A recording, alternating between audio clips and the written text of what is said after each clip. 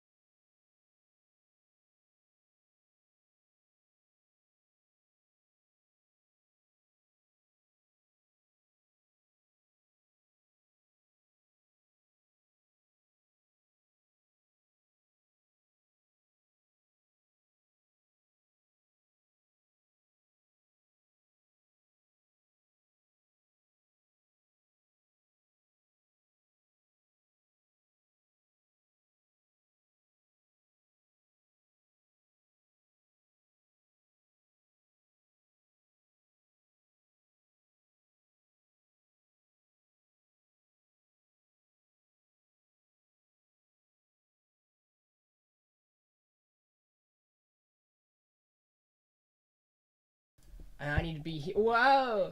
I'm glad I didn't unmute you before. I'm glad I unmuted me first before I unmuted you guys. That would have been bad. Do I need to Just turn? the first word of the new season. Yeah, I need to turn your volume down a little bit. I have you a little loud. Fair. Hey guys, webcams are a little funky today, I guess. At least Michael's hates him. Yep. Is mine gonna be better? I really. That collection of spiderwebs is getting thicker. Oh. It's actually, that is, besides the mess that is clearly behind me, this does, I think, look nicer if I don't blur it, so I'm gonna keep it like that. Yeah. I wish I knew how to adjust my camera to be either zoomed in or closer to me. I just don't have a way to basically get it closer, and this camera is probably bad and doesn't have a zoom. Whoa, you know what? While John's on the phone, and maybe is the focus has something to do with me fucking spinning this shit? Thing while John's on the phone, because it will legitimately make this layout look better. That change any? Yes. What the fuck? Cool. Sick. Proud of you. I was like, I know I could spin the fucking lens on this. Does that change how it focuses? I guess it does. Seems very odd to have that on a webcam of all things, but it probably just didn't like the fact that I messed around with it before and probably fucked it. I used to do this in a different way, but I decided to make everything blue, so everything's blue this episode, and I'll do it right the next time. Apparently, everything was supposed to be green.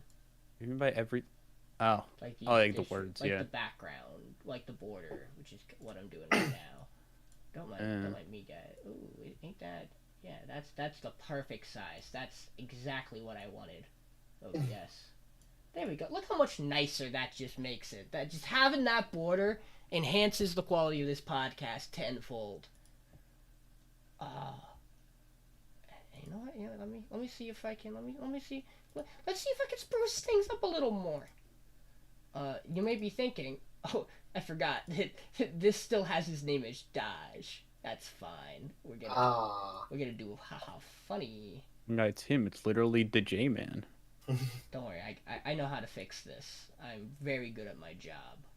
And thus, I could do this. I could do this. I can do that. And then...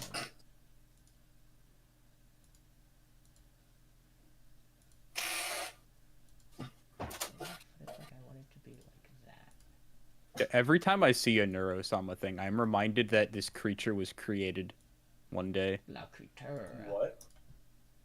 So professional code guy or something, Vital, whatever, the Vital bunch of numbers, a streamer / YouTube guy, decided in like the big rush of like in the VTuber boom to make a fully AI VTuber called Neurosama. Look at that, it's like nothing ever happened. And he also gave her a free reign of a Twitter account that she posts on.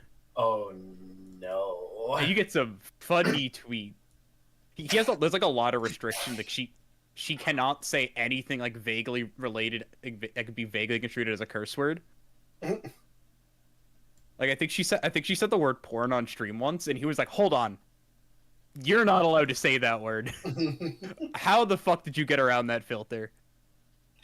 Whose fault?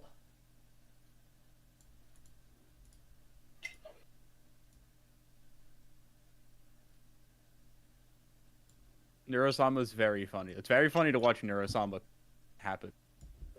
Because Neurosama's unhinged. There we go. Yeah, get that. Oh, no, that's the wrong one. That's gotta go back down.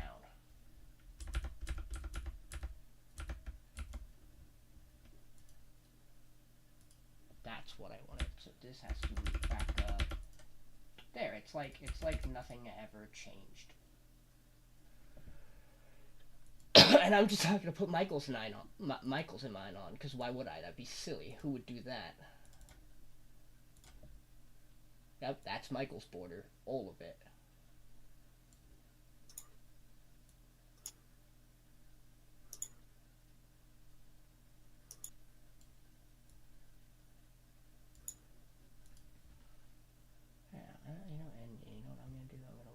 I'll do that last. It'll look pretty. It'll be good, I promise.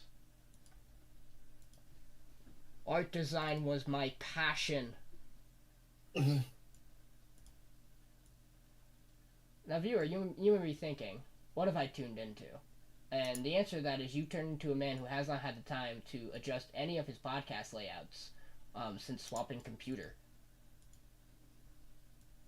And you know what? Sometimes that's just how it be. There you go. Look at that. Look at that.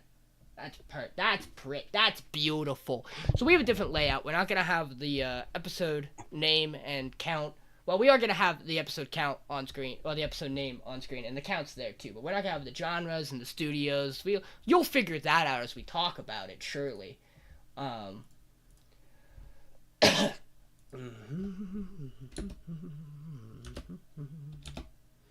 to go into this.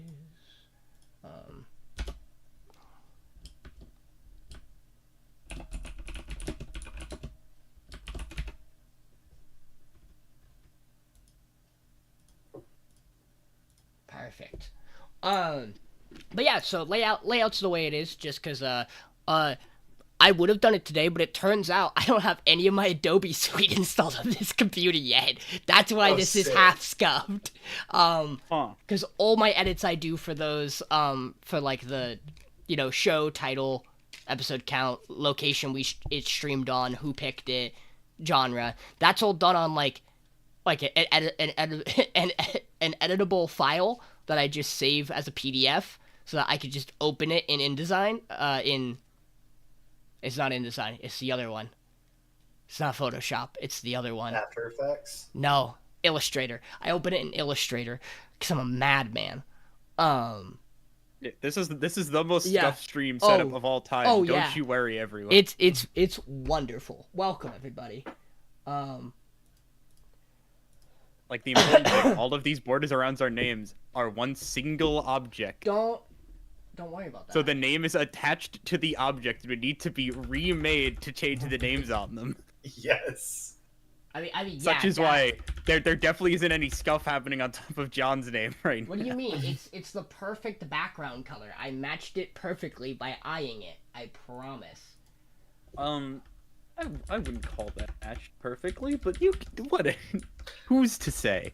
Me. I'm to say. Deal with it. You're also gonna notice that power rankings it'll look a little different, but it'll mostly be the same. And then you might notice there's Michael's like, what the fuck do you mean by that? I didn't want to put our webcams again on that slide because that involves me copying them all over again and resizing them. I don't feel like doing that. We're already starting. I dropped this Coke can so long ago. What the fuck? This is falling one of apart. the streams of all time. I'm so excited to see how YouTube auto tags this section of the stream. This is us right now. I'm glad. Foghorn sound effect. I'm glad you saved that one. Oh, the fucking Yuri one. Yeah, Yeah. It's beautiful.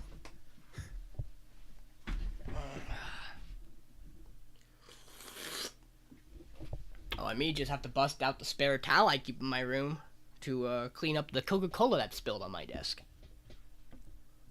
We love it here. No, quite literally, I dropped this can on the floor 3 hours ago. Why did it still do this to me? You didn't tap the bubbles over.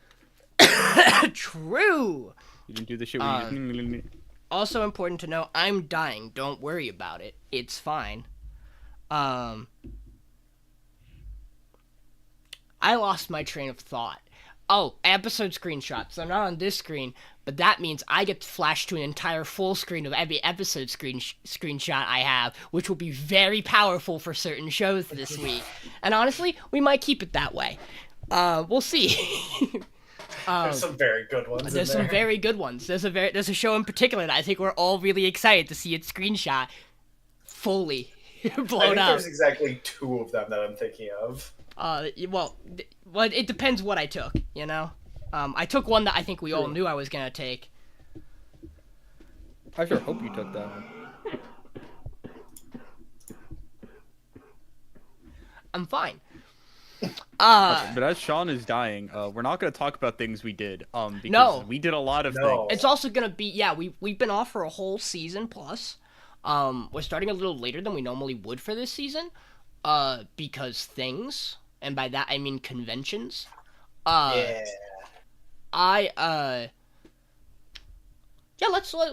should have run that. Hi, everybody. This is the Anime Affray Saber Slay, the Saber Slay Anime Affray podcast. This is a show where we talk about anime, we promise. This episode, we're going to talk about a lot of anime. This is like the one episode where I can say that, and it's a true statement. We've watched 3 episodes of 12 shows each. So, Michael, you're a computer science major. How many episodes in total is that?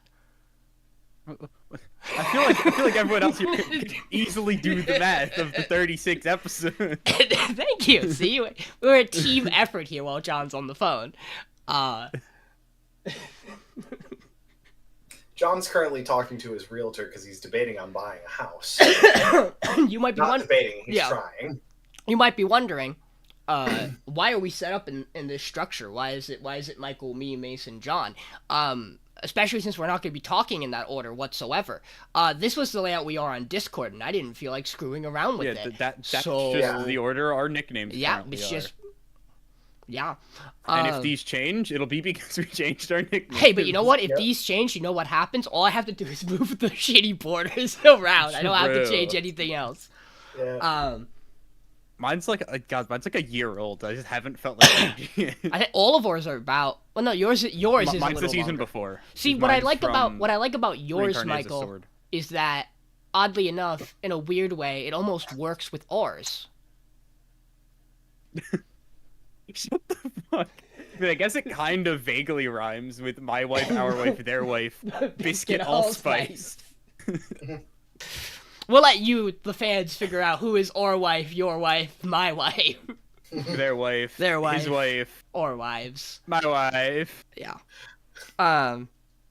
So, I guess I can do the rundown quick.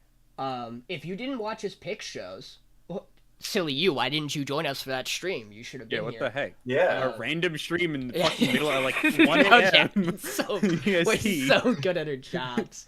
We're going to be talking in the order of Mason, John, me, Michael. So, it still works in our direction, just we're going bottom of the screen counterclockwise. And that's because we're going to kick off in this show order. We're going to talk about these shows in this order, which, by the way, this might be my favorite season in which the way the show picks worked out, because the podcast is going to be wonderful in terms of structure. So, again, these shows, they're going to be groups of 4. There's going to be 3 groups of 4, and they're going to, the person who picked it is going to be in order: Mason, John, me, Michael. So we have Frieren, Beyond Journey's End, The Apothecary Diaries, My Daughter Left the Nest and Returned an S-Rank Adventurer, Overtake, Shy, I'm in Love with the Villainess, Shangri-La Frontier, Undead Unluck, Motherfucking Ghost, You Were Experienced, I Was Not, or Dating Story, The Kingdom of Ruin, and Kawagoe Boys Sing. And I think that's all of them. I think that's accurate. I don't think any of those titles were wrong. Correct. You can't prove me incorrect. Might stand for Missing Father. But see, we're not sure yet. They can't prove us wrong because they haven't told us yet. Yeah, and we also know she's called the MFG, which stands for the G's ghost, and it makes sense, and we'll talk about maybe fast guys. Maybe fast ghosts. Mostly fast ghosts. Fast guys. Mostly fast guys. Might be fast gizmos. I was trying to think of a way that I could take the word criminal and just find a word that starts with F and means the same thing, so that I could just say mostly felon guys, which is a pretty accurate description of people in that show, but we'll get there. If you're new, how this show works is normally we sit down and we watch the newest episode of these shows, and then every week we talk about them. At the end of the episode, we murder a show. We brutally murder a show, and it never comes back. We take it out back to the shed and old yeller it. We do what a lot of shows this season did, which is we pick one at random and kill it, and it just won't come back. And you'll never know which show's gonna do it, and you'll never know which character's gonna go. This reminds me, I should make the voting sheet while I wait for John. I'm good at my job. Maybe. I clicked my podcast folder, forgetting that the only thing in there is my note sheet for the Baldur's Gate 3 podcast. Can I just say, by the way, what realtor calls someone at 9:30 at 9:45 at night? Someone who's putting their nose to the grindstone. Yeah. Someone who hates our podcast. That's it. Yeah, I guess true. So. Alphabetically, where would I find week 1? There we go. Make a copy. There we go.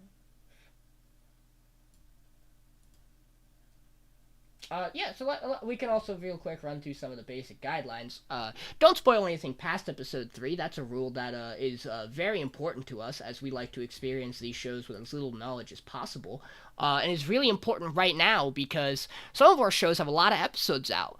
Because we're a bunch Frieren's of almost done. Well, yeah, it's because Frieren started like 18 years before we started watching shows. Also, it started in the middle of last season. Also, to be fair, actually, what happened was, I probably gave information earlier when we were talking about shows and picking shows. There were a lot of shows this season where, in the lead up to the season itself, I thought they were gonna have like almost 2 hour long, episode premieres, because that's how it was worded. But what they really meant was they were going to air a bunch of their episodes in bulk. So Frieren aired its first 4 episodes together, which, given what I think's gonna happen in the next episode, I think checks out. It tracks. Yeah, it is really fun, because as I heard people talk, they're like, Frieren's first episode was like an hour and a half, and I was like, I think the fuck it wasn't. I think I said that, a couple of times, and maybe other people I heard picked it up on on fucking Trash Taste. No, it was that. It was so just maybe like maybe they found a place to watch it where it just had all 3 of the where episodes it was together. one continuous thing. Yeah. Yeah, because the 2 episodes ago they had 2 or whatever, they had Kaho on, and she's one of the Crunchyroll Anime Awards people. A nice brief phone call, and then she like mentioned like, hey, Frieren. I think also Frieren's gonna be part of this year's Anime Awards because it released like a week before the deadline for show releasing or something. I don't fucking know. So like, no, it will be. I thought it's 2 cores. Is it? Oh, I don't know. It's 22 episodes. That didn't stop JJK's first half from winning 3 awards. I mean, yeah, which arguably is a mistake. Second half of JJK season 1 is better. It is. In literally every way. Oh yeah, but we got plenty of time before I have to die. Hey guys. In a short question, please do not elaborate too much. How are you guys? Good. Mason, you're not allowed to answer this question because your answer is elaborate and not positive, and not a positive note to discuss on this podcast. You are banned from answering the question of how are you today. I'm sorry. That is a question. I'm vibing. Yeah. You should be. Good answer. Man, this is an odd season, and we'll obviously get into it because I'm not necessarily sure who has the best show selection right now. Because I think we're all gonna have different opinions about that. I think the safest one to say is maybe John has the best all-around show selection. As in, I think collectively, out of the 4 of us, we're gonna have the least amount of problems with all 3 of John's shows, as opposed to the rest of I'd agree with that. Individually, I would agree with that. I think that's a fair mine would take. average out the highest. Maybe. They may not be the best, but they probably average out to be at least the highest of the like group of 3 shows for all of those. Yeah, I would agree with that. It's either John or Mason. It depends on where my... It depends on how much you really weren't a fan of motherfucking Ghost.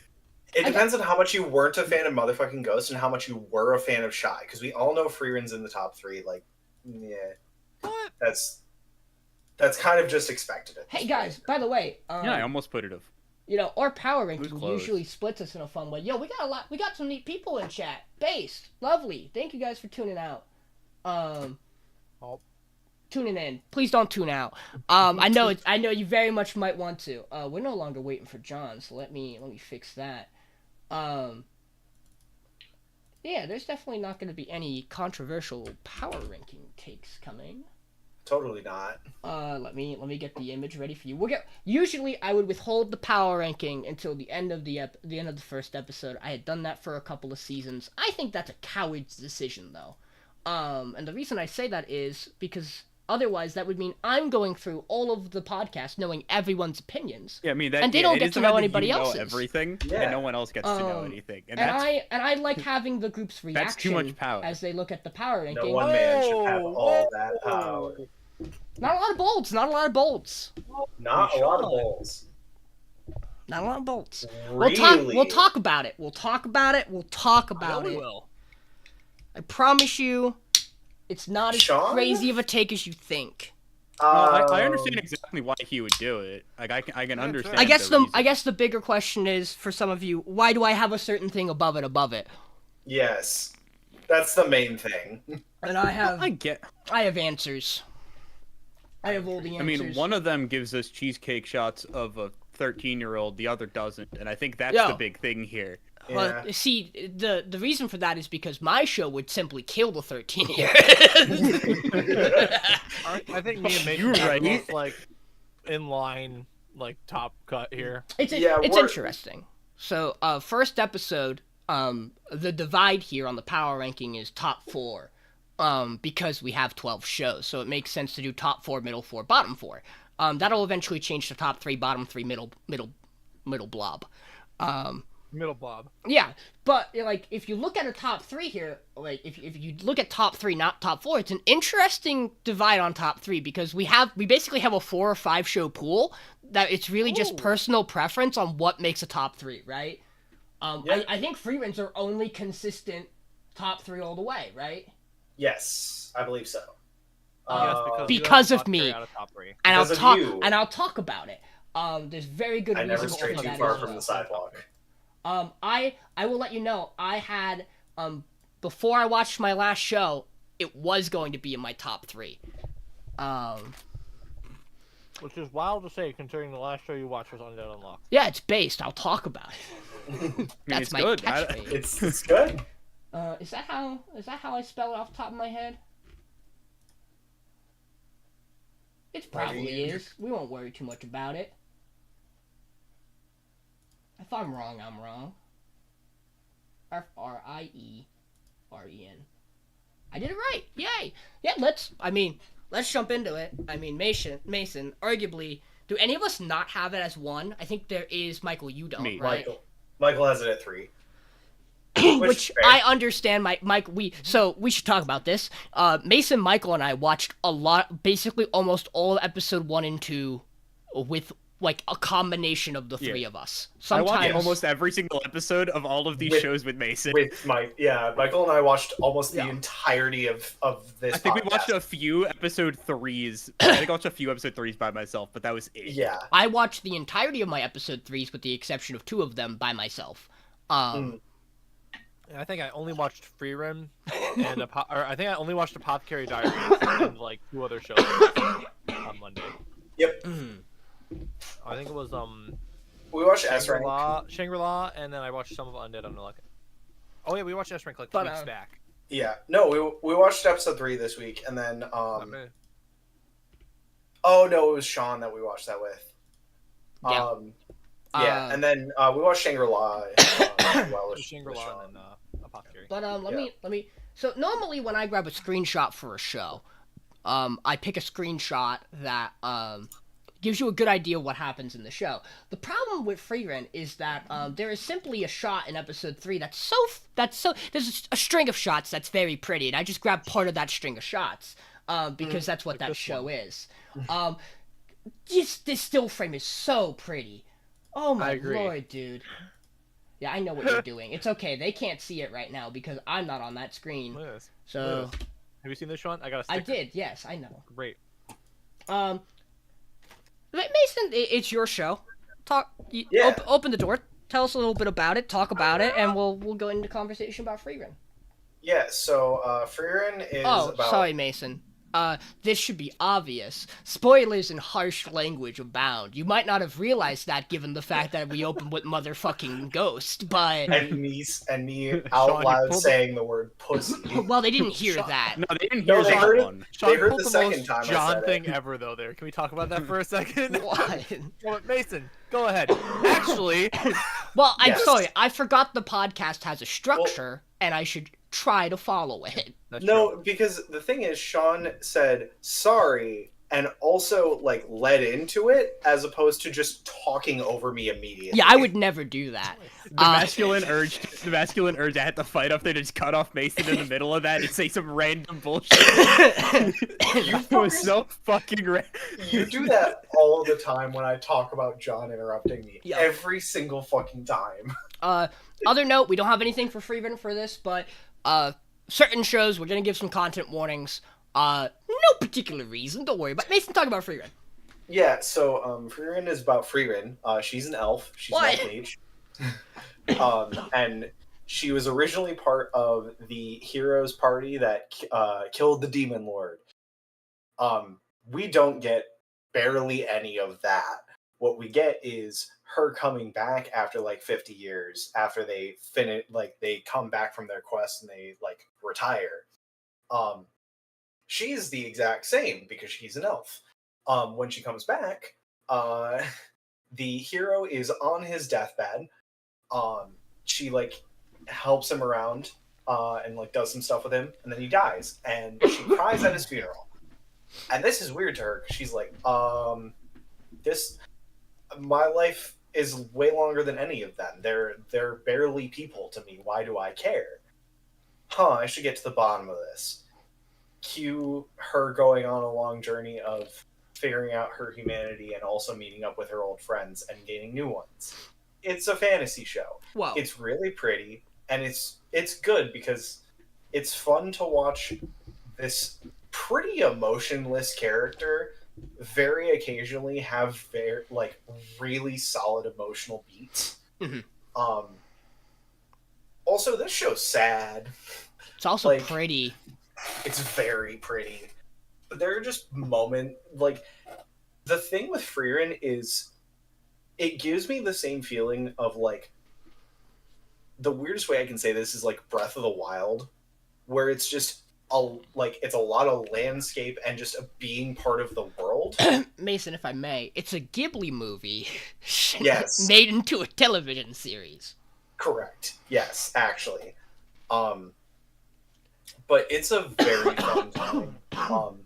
The little bits we get of Frieren being a person and getting into shenanigans and mischief is very good.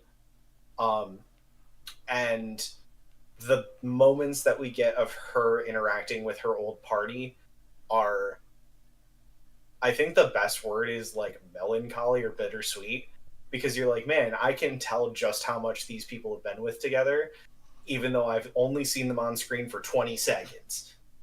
And it's fun. It's hard. It's hard to watch, but it's good.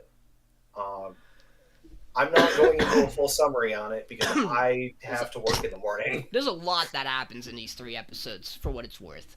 Especially the first episode. Yeah. Oh, yeah. Fantastic opening. Also, banger opening. It's by Yoasobi, so we knew it was going to be a banger, but still. Also, really beautiful aesthetic ED. Really cool what it does. It plays a lot with it's not stained glass design. Mason and I talked about this. It's a link between worlds, mural painting style design that gets woven together by a bunch of flowers usually in the visual, which is really rad. There's also a bunch of small things there that are cool and references to the first 3 episodes and maybe more. We'll see. My only critique to Frieren, I'm gonna get out of the way right away so I don't have to be mean to this show at all, anything else. I have to imagine that episode 4 is going to introduce the other character who's in the OP as part of the traveling group, the boy.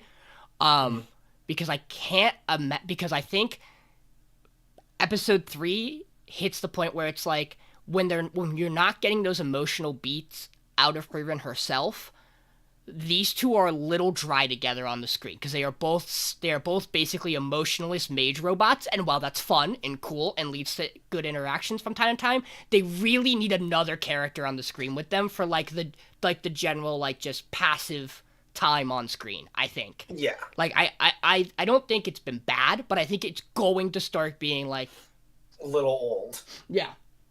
This is one of 2 shows that I can think off the top of my head where occasionally a character will just be on screen. I'll be you don't look like you exist. You look completely blank. And when you in certain frames of you just staring. The other show's much funnier when it does it.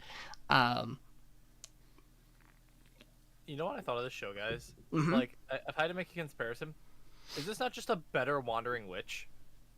Well, yes. In all facets. I love the dynamic of the first episode where it's okay, yes, the passage of time does exist, and for elves it probably feels like nothing, but it's her slowly coming to terms with okay, maybe time does actually matter with the limited time I have with these people and these interactions, right? There's also another dynamic to it even outside of that, because one of the party members is the dwarf, and one of the key obviously the show establishes he also ages in a way that's at least a little accelerated compared to an elf. Yes. So to give us an idea of in this fantasy world how this works, they express that because he's yeah, my bones ain't what they used to be. I'm just so strong that it doesn't matter right now, but in a couple years it might. But there's also this element of to me it comes off as, yeah, she's an elf who studies magic, who just doesn't get people. The dwarf, because the dwarf most likely, from kind of how it feels, lives a life where he's around other people, and that's also a very dwarven thing in fantasy settings, is to be they're very about community, about celebrating together and forming bonds. Elves are very to themselves. It's not odd that this is her character, and they play with it really well. I think the best thing about this show as well is that it has fun with its magic, where it's just like, yeah, no, they just got a spell for produce warm tea. Create sour grape. Oh, okay. Make right. the grape sour. Can we talk about the fact that, like, I love that one specifically because she went out and got that recipe for her dwarf friend who loves sour grapes, which they touched on previously in a different scene. I'm like, you know what? Good job, show. It's the little things like that that, like, make a show go from good to great. Also, excellent JRPG aesthetic, topped off by having fishing not once, but multiple times. Like, it's so cool. John, you could show it again. Wonderful gag in the show that we just you would. I mean, to be fair, you could have shown it to me the other way, and it would have still been great. I wouldn't be surprised if we get an upside down mimic shot at some point. It'd be funny. I love how goofy she is. I love that, like, she just has those moments. Yes, because it gives a nice, like, break from her being this emotionless mage robot, where you just like, oh, she's just a little goof. Oh, she's also a loot goblin. Crazy.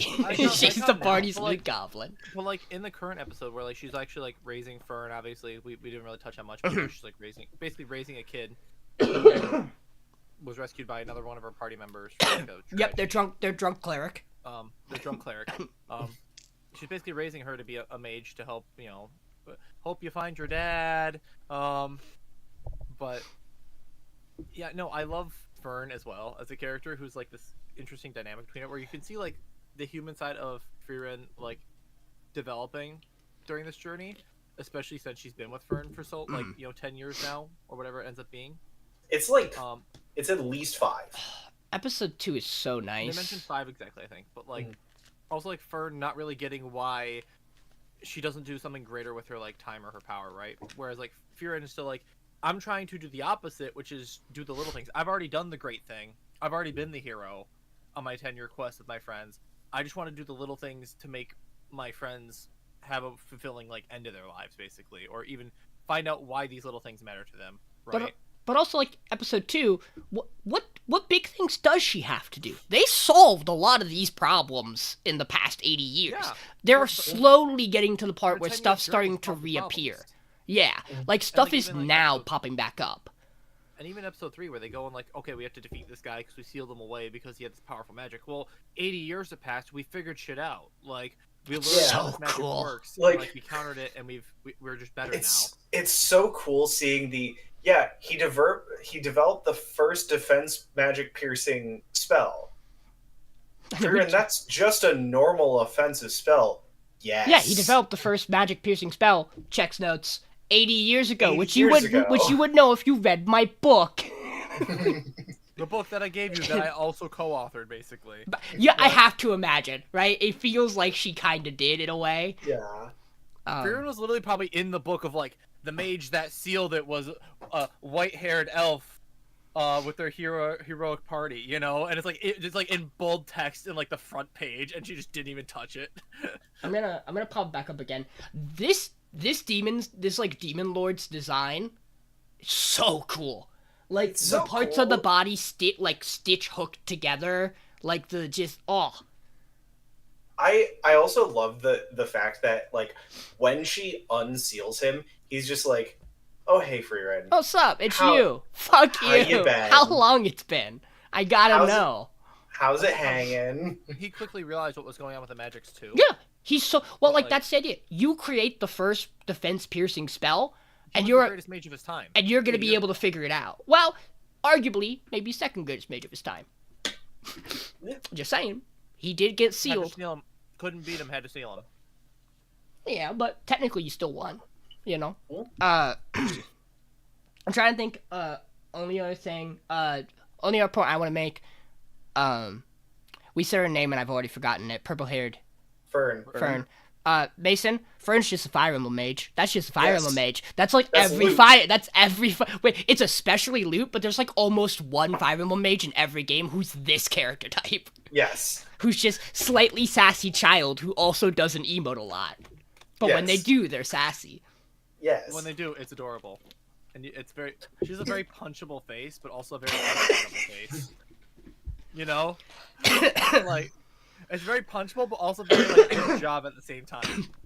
That broke Sean. No, well, this is gonna happen a lot tonight. I'm sorry. Mike, thoughts? You've been a little quiet there. Yeah. The thing with Frieren is the show is good. I love most of it. I will say the thing with like episode 3 when we get the priest leaves the group, it really starts to hit you how flat these two are when they don't have something to bounce off them. That really soured it. Because you spend like a good like 50 minutes of them doing fuck. I mean, we do have the thing where like where Fern's like, I wonder what Frieren's doing because she's going off to do non-important things. I can't trust her alone.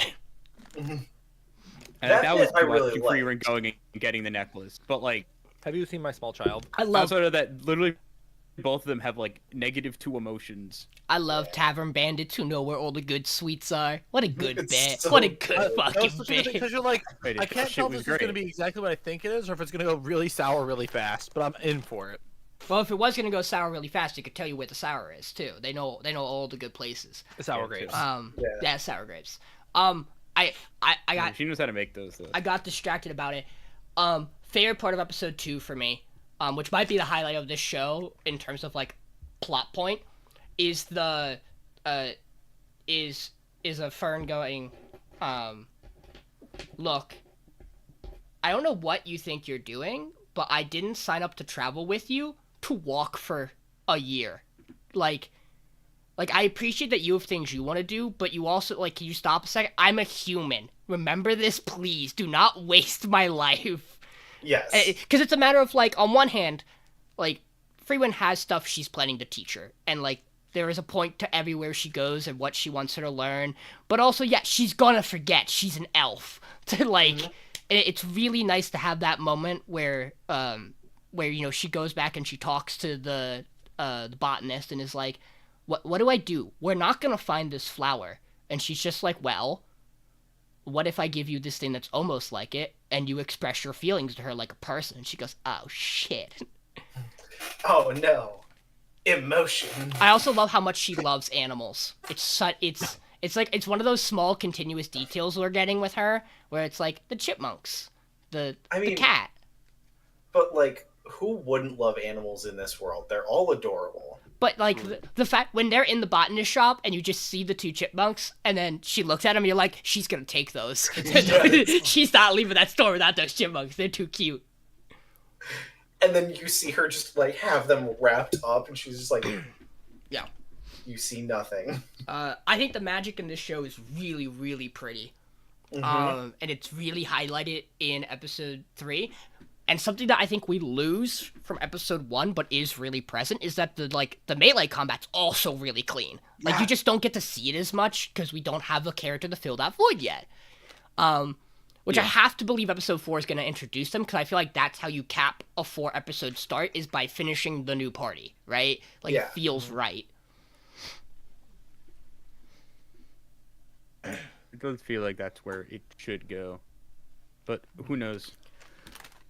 Michael, I know when we started this, you're like kind of going into this. You're like, I know one thing about this, and it's that all of her companions are going to die, and it's going to be sad. What are they going to do after? How do you now feel 3 episodes in? Do you still have that bit of a worry, or do you like? I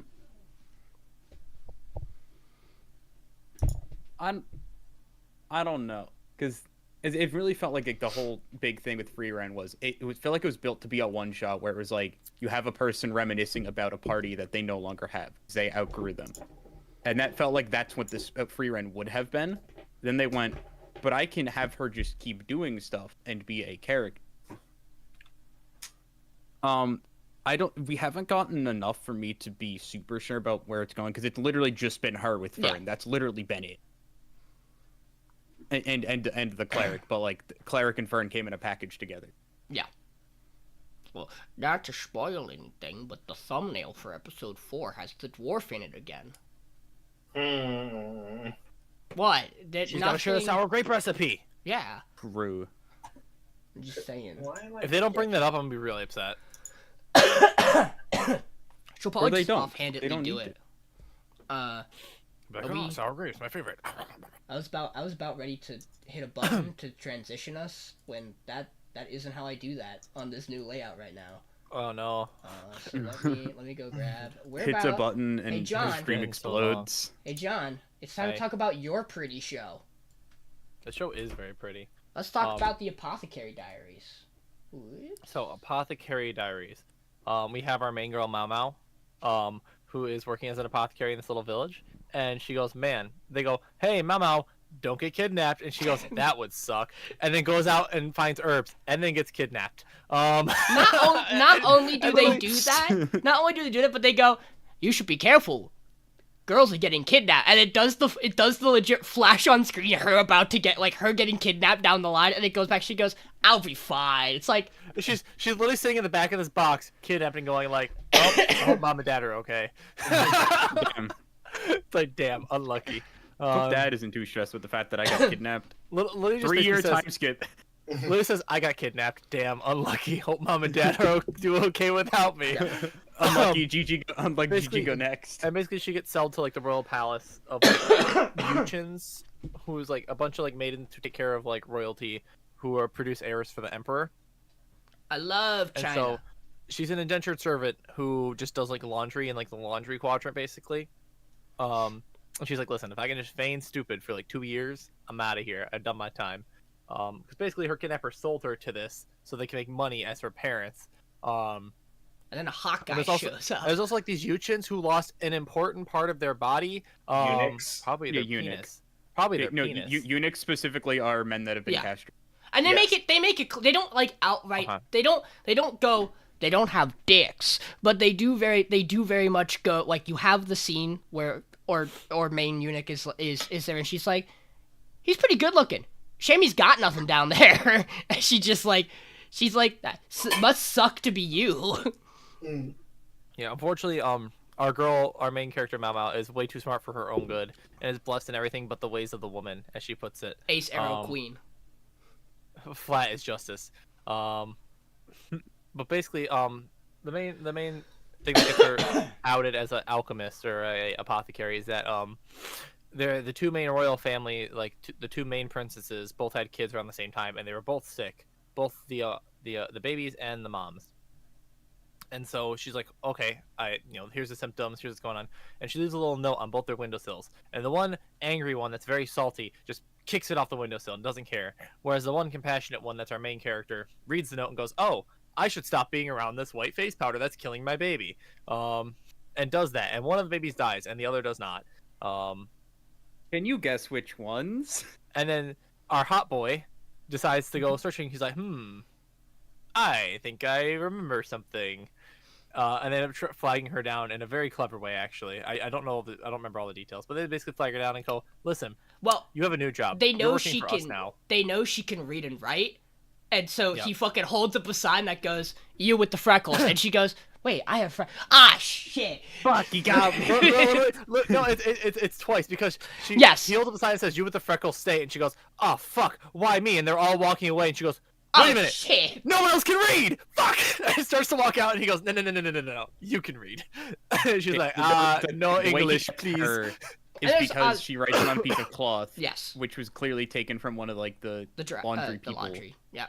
Which you also see in the shot that her dress is stitched up. Yeah, because you don't like that entire set of scenes. It's like, why is her thing broken? This show's fucking Death Note. This show's a really cool mystery show, in that every episode so far has been one episode, compiled little case that she gets to either solve, which episode 3 we'll talk about it. And like the show, I personally think outside of episode 3, because of the way episode 3 is, episode 1 and 2 you can come to the same conclusion that she does going along, like following the story. They do a lot of like little small details that let you kind of piece it together. Episode 3 is different because we'll talk about it. Yeah. But yeah, episode 2 basically, after saving the babies, like there's this camp that's like making food, and it turns out the wood they're burning was causing them to get sick. So they almost killed the villagers, but luckily they had one captain who was like, maybe they didn't poison us. So I'm they just didn't kill the saying. entire village. What if the random villagers didn't try to kill the entire military? But That might be a little wild, I think it was guys. episode 2 or episode 3 where she's like, "Wait, I can do my apothecary stuff and make drugs." Yes. So basically, she gets a job as like a taste tester to like prevent poison, so she can detect poison, has a really like discernible palate, and like is pretty resistant to a lot of stuff from like her experimenting as a kid.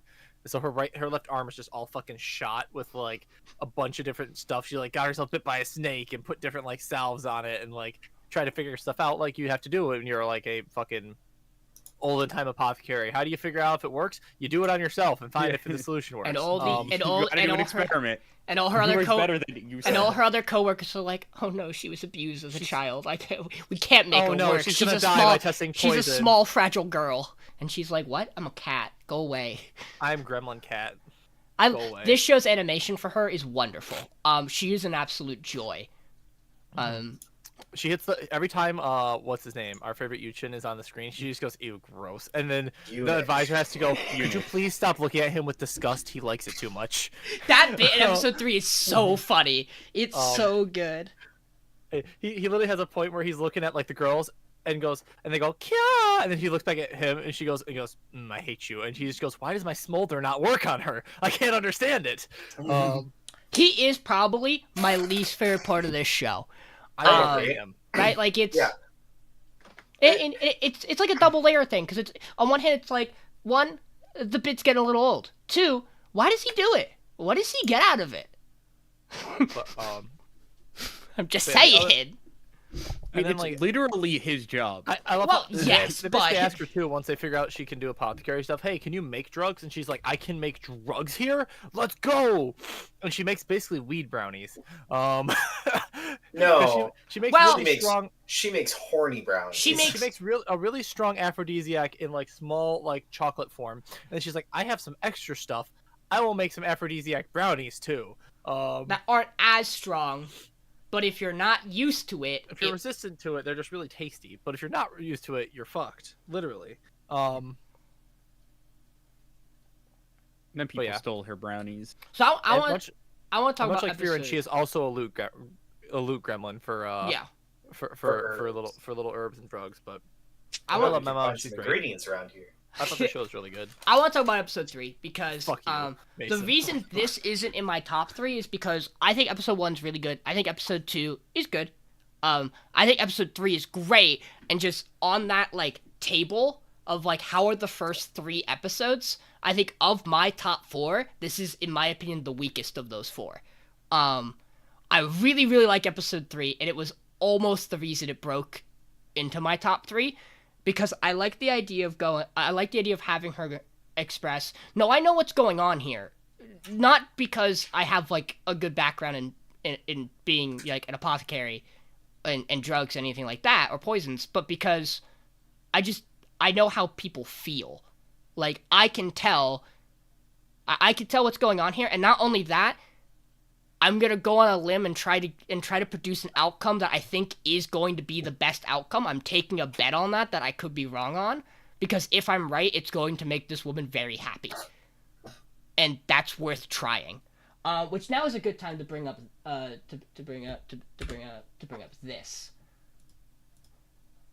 episode screenshot. I think the entire premise of you have a dancer who wants to be with basically her first love, and it's such a clean idea. This is probably the only detail you can pick up on where it's like, yeah, she's a superb, flawless dancer, and on her first performance in front of the Emperor, she fucking beefs it, falls on the floor. What's the likelihood that someone with that much experience just does it? You've been dancing for high-profile people your entire life. Mm-hmm. And that's part of the way that she figures it out. Is she's like, well, no, she did it on purpose because she wants this to work out. But I've seen this not work out back with I'm trying to think of the correct term they use. My brain was gonna say courtesans, but that's not. It's just broth. It's just Well, no, it's the brothel. She hangs around the brothel back at her hometown. And she's like, yeah, I've seen this work where they get screwed over because they fake an illness. And then it gets canceled, and then they get a shittier matchup later. Mm-hmm. I just really love the way they played the end of this episode off, and I love the comparison to the flower. It's like episode 3 is very well put together, in terms of like its own little isolated narrative. I just think episode 2 is a little meh, because there's so much focus around the aphrodisiac. There's so much focus around him, and like the poisoning of the troops kind of takes like a super back roll to the entirety of that episode. Yeah, that's how I feel. It's really wild to me as well that they didn't. I will say they got inventive in episode 2, because I was just expecting like, oh yeah, it's like the water they wash the rice in or some shit like that. No, it's the wood. It's plants have a lot of poisons in them because plants hate us. So because any number of things could have been a problem here. Plants are a problem. I also do like how this show is building some of its supporting cast, because you have the other eunuch who's with the main one, who's like his second hand, and like guard. And she's like, what's his deal? He's not like anyone else who's around here. And I think that's gonna be really interesting to dive into his character. And same thing with the with like this head almost princess concubine that she's with, whose name I'm not going to say because Chinese and I'm going to get it wrong despite my somewhat proficient. Gyokyo. Yeah, that one. Like, because on one hand, she's really nice. On the other hand, she knows a lot of things that if she were to want to use them to her advantage would put our main character in a bad spot. Of like, hey, you did these things for other people. Help me. Which is a lose-lose situation if it ever comes up for our main character. Because she has a lot of power, and she had to fight her way into the spot she's in. She knows how to work people. There's also the other mom that's really worrying too. That's still just lingering around with a dead baby. She does still baby? exist. To be fair, unless she also died. To be fair, I don't. I think the idea is she's still alive. I think for a second I thought she was the crazy dancer at the start of episode 3. I mean, yeah, she just lost it. I think that is like to give her a little bit of wiggle room there. You get a mysterious note on a flower, and even if it wasn't like, oh, it's a flower in my window, get the fuck out of here. Like, even if she picked it up and read it, she is portrayed as the type of character who wouldn't listen to it, because why would she? Because she isn't. The difference between the two of them is that one of them will take any chance to save their child. The other one thinks they know better because of their position. A random person is not going to hold, who they don't know who it's from, is not going to hold a cure in their mind to save their child. And they're not going to bet on it.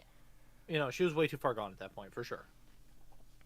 Because you could all see the stress on her, like, visibly.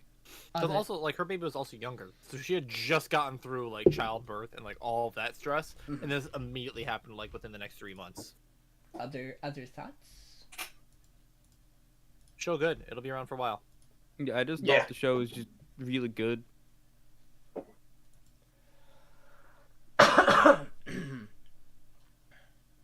Okay. Next Certified up... Michael moment of not being able to articulate why he enjoys the show. He just goes, show good. I mean, like, its Making mystery drugs. structure is very good. I really enjoy it in that regard. And I'm someone who, as Michael knows, consumes mystery in weird ways.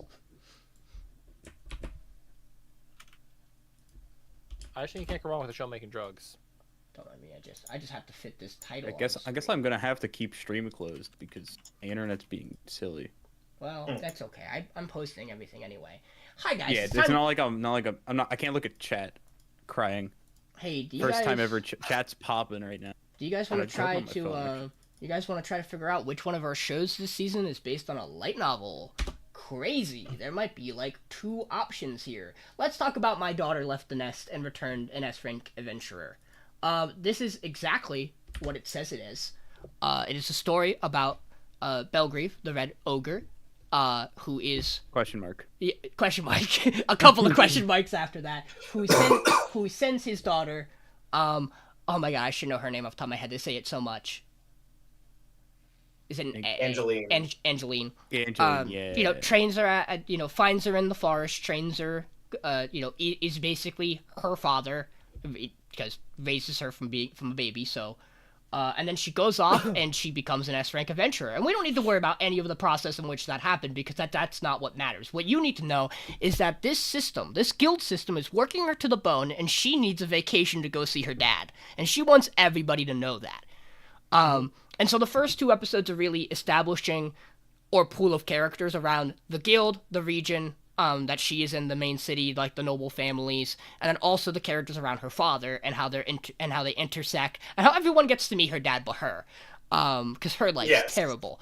Episode 3 then goes, what if we introduce to you some other cool S-rank adventurers, because Angeline finally gets through the Guildmaster's skull that, hey, maybe you can't just rely on me and my 2 homies here, my mage and archer. Maybe you should call, like, retired adventurers, because something funky's going on with these monsters around here.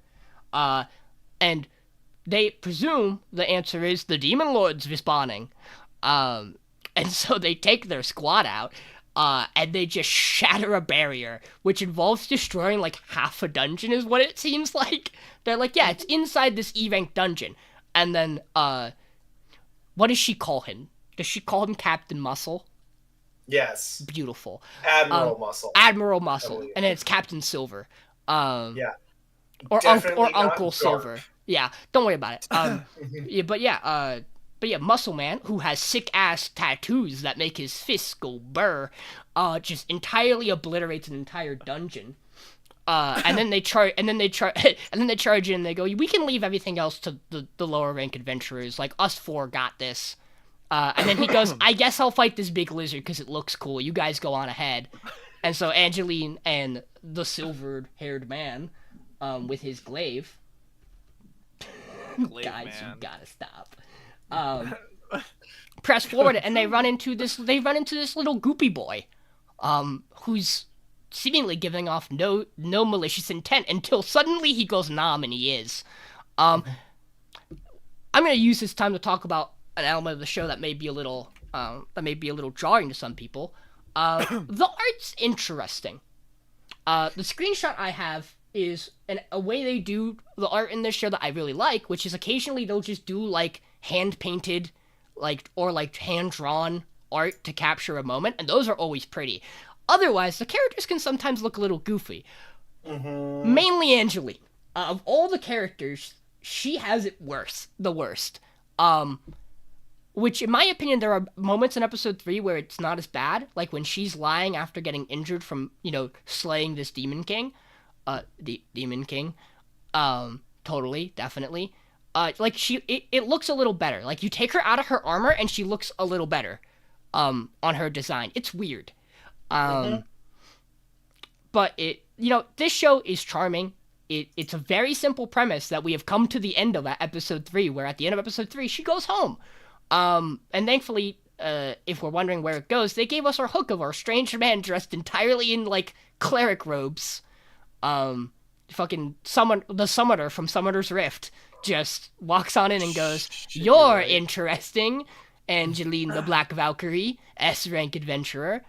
Before it's worth, this, mini Demon Lord design they have is really interesting. It's quite literally just, a human blob, like if you were to draw not a stick figure, but a very loose shadow shape of a human, that's it. And then occasionally it just becomes an orb and bites you. And I think it's really cool. I actually really like that design.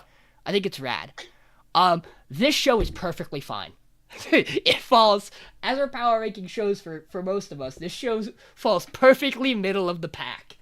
This is a nice stress relief show to put on and just make you go, yeah, this is nice. And you know what? We have a lot of fantasy, but this does something different than a lot of those do, where Frieren's a very emotionally invested, beautiful artistic storytelling story. We'll talk about Shangri-La, but it is a video game fantasy thing that is doing its entirely own thing. Kingdom of Ruin is barely classified as a fantasy. And Villainess is doing its own genre, obviously. This is just your nice little hey, it's a fantasy world, and its opening really makes that apparent, because its opening is the most fantasy core opening I've heard in a while.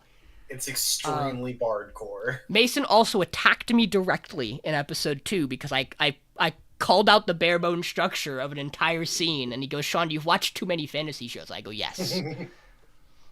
But what I'll say is I wasn't too big on, like, in the first 2 episodes, Belgrieve is, like, the most interesting character. He's this guy who, like, the show very clearly goes, no, he's not an S-rank adventurer. He never got that high. He has an amputated leg. Like, his adventuring career stopped. He raised children. He protects his town. He's really strong, question marks.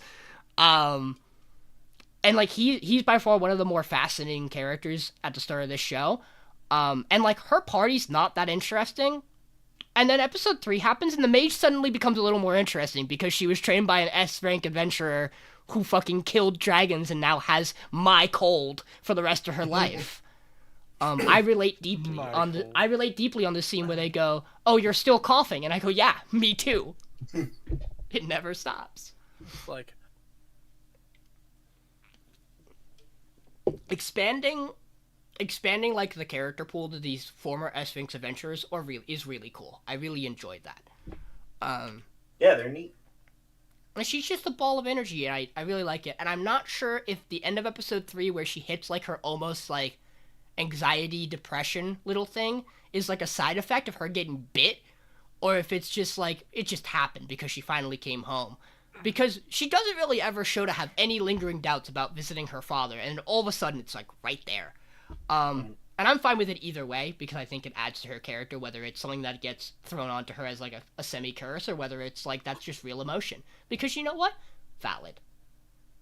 It's been a while. I think the show's really good I for, like what it is. I love the Giga Chad dad, and everyone just going, him getting all the bitches and going, like, "We need you for us," and he's like, "I'm good." That scene in episode 2 is really funny. When they show up with, like, the whole army, and she's like, she is rapidly approaching the location. "I will marry you," and he's like, "No." And she's like, "Cool, I'll fight you instead with my army." And he's like, and then he flexes, and they go, "Nope." He uses his conqueror's hockey, and they immediately go, "Nah, I'm good." He goes, "No, I insist. I'm good." Come at me. I dare you. Actually, though. No, I mean, he's unironically my favorite character in the show. Like, whenever he's in the scene, you're just like, "Man, I love this dude." And obviously he's gonna get involved in the end game, right? Because that's kind of like obvious what's gonna happen. But like, outside of the S-rank female adventurer they introduced, the wizard, the mage, sorcerer, all the females in this show do suffer from same face syndrome, whereas all the guys have very unique designs. It's something that becomes really apparent when they introduce the expanded cast. But, like, in a weird way, it's not too bad, because, like, the rest of the character design is unique enough. But I think it's why Angeline's face in particular is kind of so jarring, is because you're like, that's your party's face on you, but it doesn't go as well with your design as it does your archer and your mage. Your cat and your Fire Emblem character. There's a lot of those. Redditor and she also feels like a Fire Emblem character, to be fair. Yeah, I mean, our main character just feels like the tall, like, attractive long swordsman that you get. That's like the warrior class. She's a little too hyper fixated on a character, on another person for that. A lot of those like Myrmidon-esque characters in the games she's Leone. Yeah, but she's not. But she's hyper fixated on her own dad. Into a dad. She's still hyper fixated on a dad. I think that's pretty. It doesn't help that her archer just looks like Leone, and Leone is an archer, so my brain just can't unsee it. But I hate that now. I'm never gonna be able to unsee it. I actually think her design's really clean. Same with the mage. Like, I like both their designs. I like their designs. I like Leone too. Very. It's like my dad. It's just too normal. Here was something that came into my mind in episode 3. I was like, is her design this way so that when you look at her, you don't think of every other black-haired female sword fighter in an anime? Because if her design like went any other direction, she would look like a Kame. She would look like, there are a lot of black-haired swordswomen that I'm like, if you went the wrong way, she would look like female Kirito. The thing is like the suit of armor she wears is like almost samurai, but it's not quite, and it just looks odd. Like, if you make her very unemotional, she becomes a Comet. If you make her very angry, she becomes Velvet. If you like, there's not a lot of ways you can take it. If you make her too cocky and self-arrogant, she's Kirito. Like, I don't know what you. So instead, we just made her hyperfixated on Dad. That's my dad. And instead, we gave her a dad complex. But it's a healthy one. Yeah, the show's fine. No, like real issues with the show. It exists. I do want to give the show credit for its fight scene in episode 2, where Belgrave actually fights and protects the kid, and he goes for his swing, and he's in full motion, and he doesn't get to stop because of his leg. Like, they animate that in a way, like, some of the fights in this show, they do cut a few corners comparatively to other things in this show in terms of fight animation. That animation with him was really well done to express this is how he has to adapt. Like, he can't do things as clean as he might want or might used to have been, and it's cool. I really like that. Oh boy, John. No, it's fine. Mm-hmm. Don't worry about it, Sean. It's not important. Yeah, I know you didn't. You posted in a chat that isn't there for me, which probably means it's a One Piece spoiler. Correct. Don't look at my webcam too much in the bot. It's fine. I definitely bought a One Piece figure that is a spoiler that you shouldn't worry about. Okay. Hey, here's a crazy thing. This has been everybody's first picks. Hey, Michael, talk about Overtake. Yeah, talk about Overtake. Hey, Michael, you know what's crazy? Overtake's kind of based. It's pretty based. Overtake? Right. See, I did the classic that is a really pretty poster. And boy, was it a pretty poster. Yeah. And we got a pretty show out of it. It is on the prettier side, one could say. So Overtake is one of our 2 racing shows. So if I had a nickel for every but yeah. So Overtake is a story about a underdog, very low amount of money Formula 4 team. Moneyball. And you might be going, what the fuck is a Formula 4? You probably do know what Formula 4 is, but if you saw the car. But you wouldn't know it by its name. Well, no. So, I think most people know of it as Formula 1. Because that is the highest division of Formula racing or whatever, which is where they use the cars with the fucking, like, wings and shit, and it's the a certain boxcar design that's, like, Excuse really me, flat. Michael, can you explain that again? They use the cars with the what? You heard him. They have, like, wings and shit. I don't know. And how do they go? They have, like, the wing in the back. That is the right term for that, I'm pretty sure. I think they are called wings. They're like rectangles and really low and stuff, whatever. But Formula 4 is like this. Yeah, when they go, and this is like the lower division. This is they have like more regulation on like how powerful cars are and stuff. Cars. Yeah, they're at the pointy front.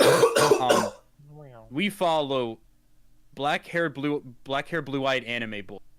Well, not actually. We follow a guy who is like... That really is the best way to describe him. He's a dude. He is a guy with brown hair. He's a photographer. And, like, brown eyes. He's a guy, and he exists. Yeah, he does photography. And works with his ex-wife. Crazy reveal they drop in episode 3, by the way. Yeah. Or is it 2? They just throw... I think it's... I don't remember, yeah. It's 3.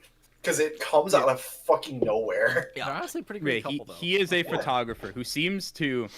We get like a bit of it in episode 1, where he seems to have an issue with taking pictures of people. Like, he wants to only take pictures of inanimate objects, like, do brand things, like taking pictures of cars. Things, whatever. Trauma. Yeah. And then he's invited to go watch a Formula 4 race. Actually, he's there for Formula 1. I actually think originally he's invited for Formula 1 and he stumbles into Formula 4 by accident. Yes, he actually Yes. Because don't forget, his buddy is the head of like a racing conglomerate. Yeah, like it's the red team. It's like Belsalio or something. It's like Bellaris. Yeah. Which is an actual racing brand, I'm pretty sure. Yeah. It is. But yeah, he gets invited by his friend. He goes there. He goes to watch some cars, and he ended up, I guess, in the wrong spot.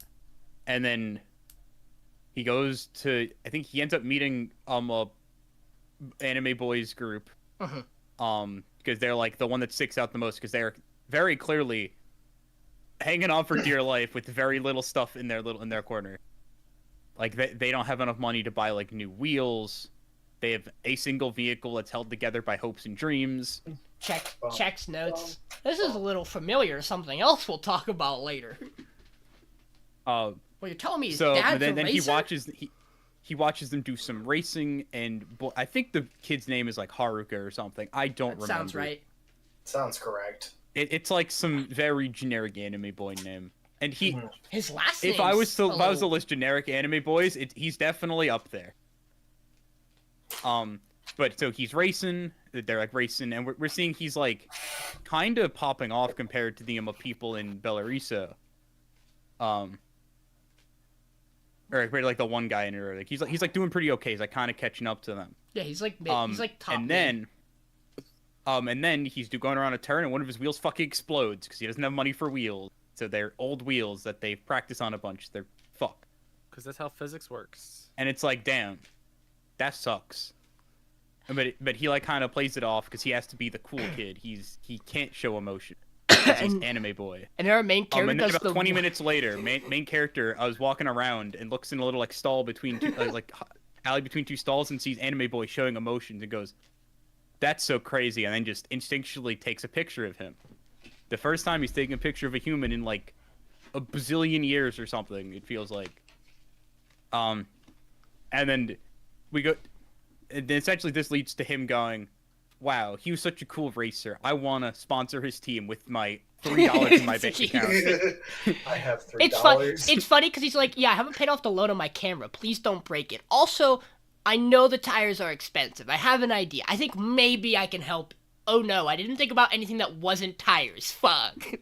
Or the fact there's that more like expensive things. the racing tires, or the fact that like racing tires get replaced every other race. Or the fact that I don't know jack shit about Formula 4 racing. Yeah. Or Formula 1 racing, for that matter. Argo is such a cool racer that like he was like, damn, I want to support this team and try his hardest. And you know what? He tries his absolute fucking hardest. My bro goes crazy. He goes to all the local businesses and goes, "Hey, you want to help?" And they go, "Here's a snack." You know how I'm broke and you're broke? Yeah. Have a dumpling. Like I can give you a donut, but like. And then episode 3 essentially starts off with, "Hey guys, we got an actual sponsorship from a water company because they saw the picture of you crying." And he goes, "Wow, we could put his tears in." They're like, "You know what that kid needs? Hydration." Yeah. If he had And then, water, like, episode 3 wouldn't have is- blown his tires. Okay, his name is Haruka Asahina. Oh right, yep. But they have another name that they also call him. That the one driver who hates his guts from the red team calls him. Probably like bitch or something. It starts with a C. Yeah. I could not tell you. I can't remember. Yeah, but I watched me and Mason watched the shows a bit ago. Yeah, we watched Overtake, I think, like a week and a half, 2 weeks ago now at this point. Yeah. Yeah, but I watched it today. I still don't remember names. But yeah, so and episode 3 essentially focuses on that sponsorship stuff and them having money. In episode 3 also we get another race where Haruka now has wheels that won't explode theoretically, and they don't explode this time. And also we've had this like growing tension between Belsarizo's two drivers. We have the popular one and the edgy one, and the edgy one is this number 2, and he wants to be the number 1. So he wants to be the one in front in this race of their two. I've watched Ricky Bobby, blah blah blah, streamline bullshit. You know what though? It is also a little shitty to be like on a technical level.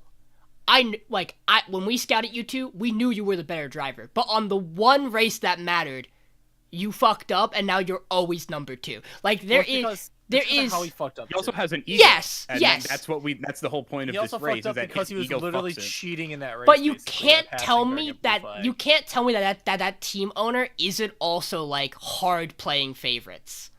I mean, there is an element that popular boy is popular and brings him in more money and stuff more because he's the popular one. He's the charismatic one of the two.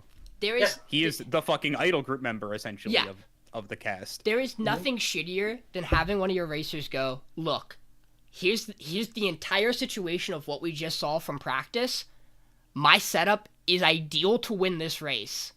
Will you let me lead? And for your owner to go, yeah, you got 20 minutes. If you fail that, you better get him in first.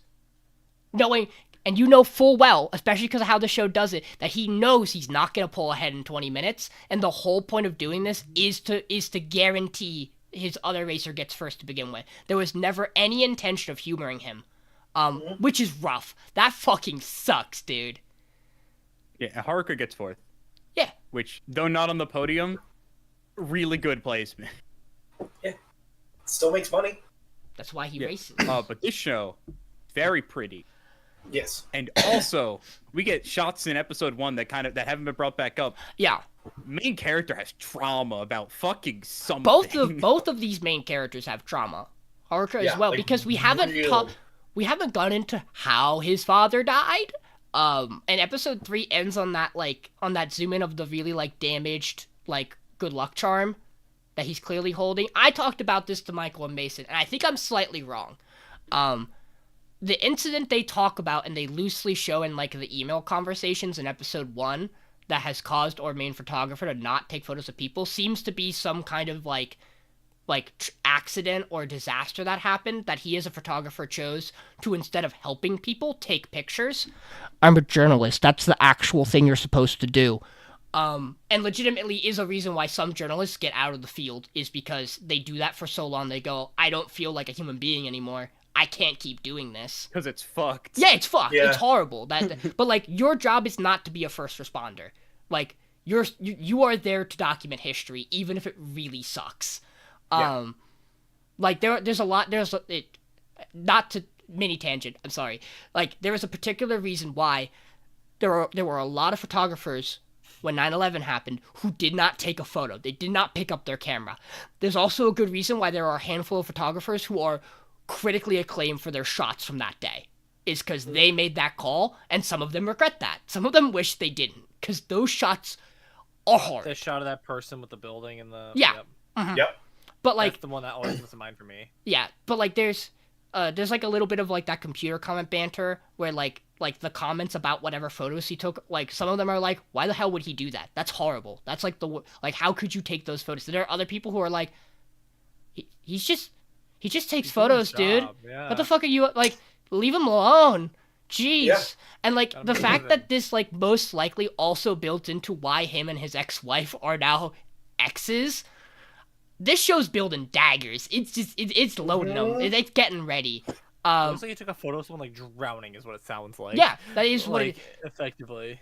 Which is why I don't. Which originally I thought it was gonna be Haruka's parents, but it doesn't sound like that from the explanation we hear later when we find out that the owner of his team used to be the mechanic for his father's team. It doesn't. Wild that Haruka walked 2 miles in the rain to get to the shop so he could be a driver. He trained. Yeah. But you know what? He would walk 1,000 more. Jail. You can talk to the substitute doll now. You think it was a Sunday morning? Okay. We moving on. Any thoughts about Overtake? He did the funny. From what I got from Toronto. Look at this. Dude. Mason, you can't do that to me. It's not fair. Already, I'm Mason to reconnect. I'm here. He's here. Good dude. So give me a quick second. Mason, is your second show Shy? My second, yes. Super Shy. Oh, we're here already, huh? We are here already. Already? Is there also an exclamation? Is there also an exclamation point after Shy? No. I don't think. It's just all in caps. Oh, no, well, she's just a little. She's only a little bit shy. She's not. I'm not too worried about that. Overtake. Don't mind me. I'm gonna Overtake. I'm gonna post these. I forgot to post the Overtake screenshot in our chat so you guys could see it. For those who don't have it up, I used that one. And then I'll post the wonderful screenshot of Shy I used. Mason, talk about Shy. So, Shy is all about a girl named Teru, who gains essentially magical girl superpowers. Their superpowers started developing in this world.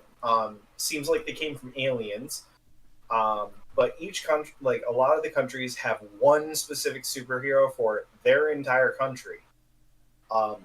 We have currently met, by the end of episode 3, Shai, who's Japan's, Russian mommy, I don't remember her name. Spirit, like yes. Spirit. The drink. Yes, Spirit. She can also make portals. Yes, her thing is she makes portals. Yes. Shai's is... We know from the opening what it's gonna be. Yeah, it's fire-based powers for now. And then we have... I don't remember his name, but it's something like that. It's close to that. Stars and Stripes. No, because Don't he's think he's England's. Because he's England's hero. And he's like the pop icon of all of them. He does like red carpet events and shit like that, and he's an egotistical bastard. Hope Scotland also gets a hero and isn't just stuck with him, just ignoring them forever. But basically, it's all about Shai, like, who's very socially anxious, but is trying to overcome that. And in the first episode, an amusement park ride, like, breaks down while everyone is upside down. She gets almost everyone off, and then the cart breaks, and the last girl she does save, but she gets heavily injured. This leads to Twitter happening, and Twitter happening is never a good thing. And Shai proceeds to lock herself in a room for a month because she doesn't want to be a hero anymore because people are assholes. She gets out of it, becomes friends, definitely not more than that, we promise, with the girl who got injured. Girl who got injured becomes a demon for a little bit because boy with a broken umbrella. I've seen this one before. Gives her a ring. Gives her a ring. It unlocks the darkness hidden in her heart. Yeah. Yeah. Wait. And then light. Yeah, we also find we also meet the head of all the heroes, Unilord, who is a female alien, I think. There's something. I don't know. But yeah, we're getting a bit of the plot. It's interesting. I really like this show just because, like, for one, it's very pretty. It's very pretty. We got a lot of very agree. pretty shows this season. Yes. But two, I enjoy the characterization of Shai and how like I love seeing that, like, she is someone who is very much not able to handle the situation she's been forced into and deals with it anyways. And how it how it affects her mental health especially is very interesting. I really enjoy it. I checked by the name. His name is Stardust. It is Stardust, okay. Yeah, and then his newest album is Stars. Ooh. Wow, very creative. If you don't mind, I want to talk for a hot minute. Mason, one, I promise, the reason Shai's so low is not because of the thing I mentioned the other day, which I will elaborate on so John gets to hear it too, and so that I can shoot our audience as well. It's because she's not gay. I want to talk. I want to talk about the positives for me. Episode 1, almost completely on its own, insane, stellar, great. Maybe one of the best first episodes of our pack. Like, it's so good. Right, it was fucking amazing. I was super in on this show. I really appreciate the themes that the show has. I think they're all really good so far. I really like a lot of it. Like the diving into like the different feelings. It's very Persona-ish, but you know what? You take it. It's a good idea. There's a reason they do it. They weren't the first to do it. They won't be the last to do it. Shai's wonderful. Spirit's wonderful. Yes. Stardust is interesting because he's a fucking lunatic. Is he? Yes. So here's the thing, right? He's an actor. So on one hand, like, his character goes one of two ways. He either is quite literally deranged and a horrible human being who's just a superhero and getting by off that, or he's just been doing this so long that he's become emotionally just like jaded. So, well, yeah. I thought about it this week, specifically after playing a certain game that came out recently for the first time. Looking at Stardust through the lens of he's just Johnny Cage makes him infinitely better. He can wind up filling like a couple of different roles that generally you have in terms of templates for superheroes. He can either be a really good superhero who's a kind of fucked up person, or he could be a really good superhero who acts like a fucked up person because someone has to do that to pave the way for people who are coming after them, right? Yeah. And so how this fight with Teru goes with Shai is going to be very key to how his character develops. The shot they do where Pepesha or Spirit is talking about him, and it's like, I would call him a psychopath, and it cuts to him on his set, just the knife over the guy is gold. That shot's so good. Stellar.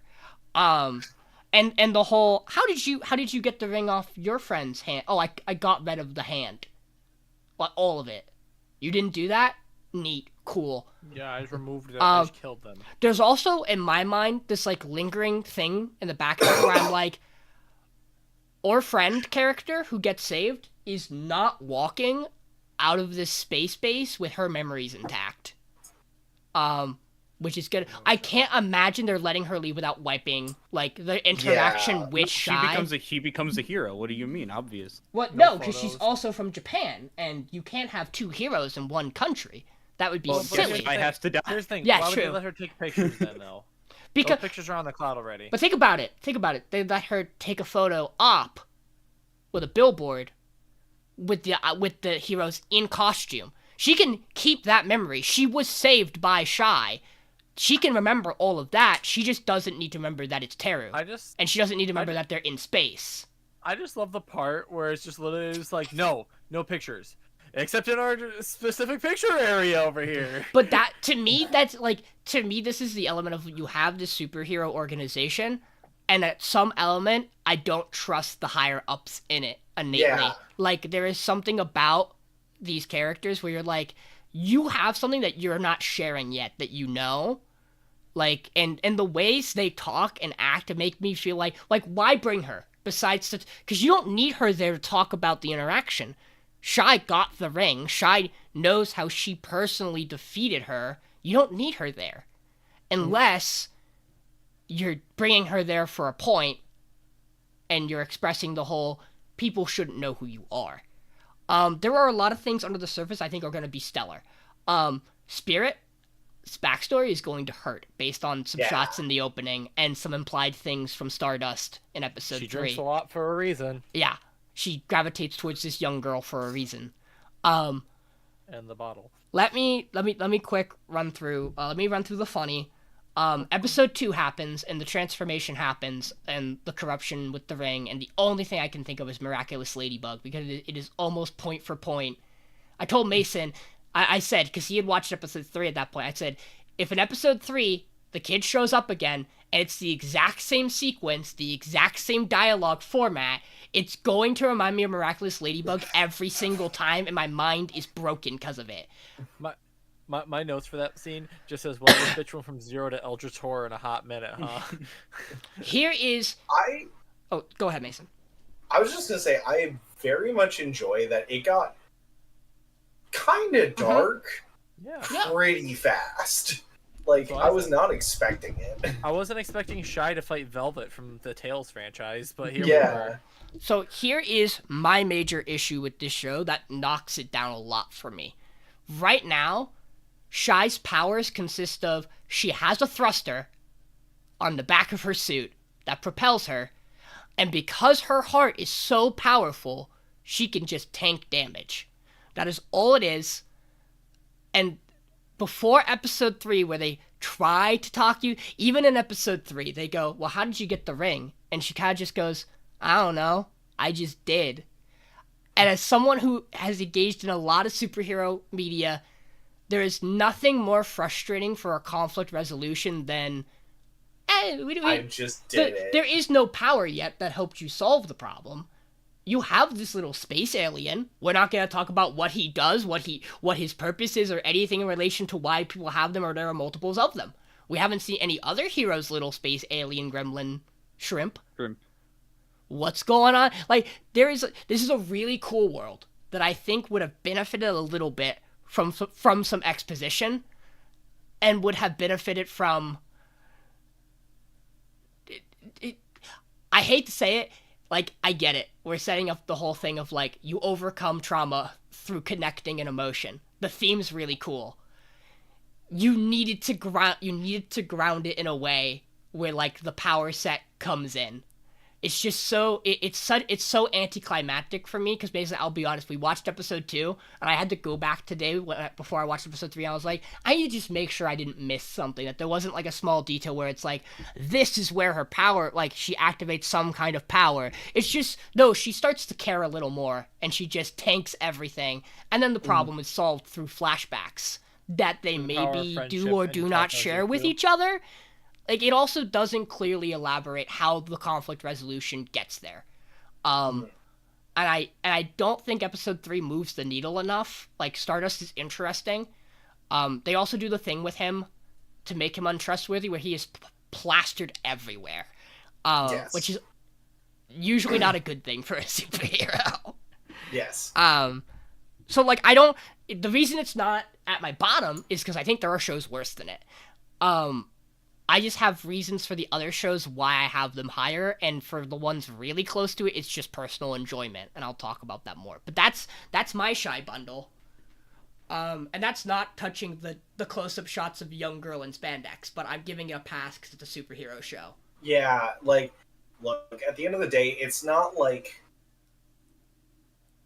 extremely over the top with it. No, it's not. It's there is, like, exist. One shot, I think, that's a real, like, crotch close-up that's like, why do we hold here? But again, it's, you know, superhero show, spandex, it's checks. It's there. Yeah. John? Michael? Shows all right.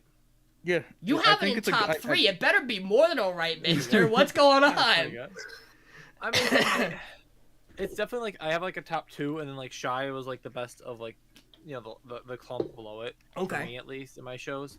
I just thought it was good. I think it's really well animated. I like Shy as a character. I think it, like I said, it develops. I do agree now you're talking about, like, the combat does resolve very weirdly, right? But I think the gist of that is because she doesn't have her powers yet, which is such a weird thing to have this character be, because she seemingly has been a hero for a bit. But also, I watched this show in the beginning of October, and it is now almost the middle of November.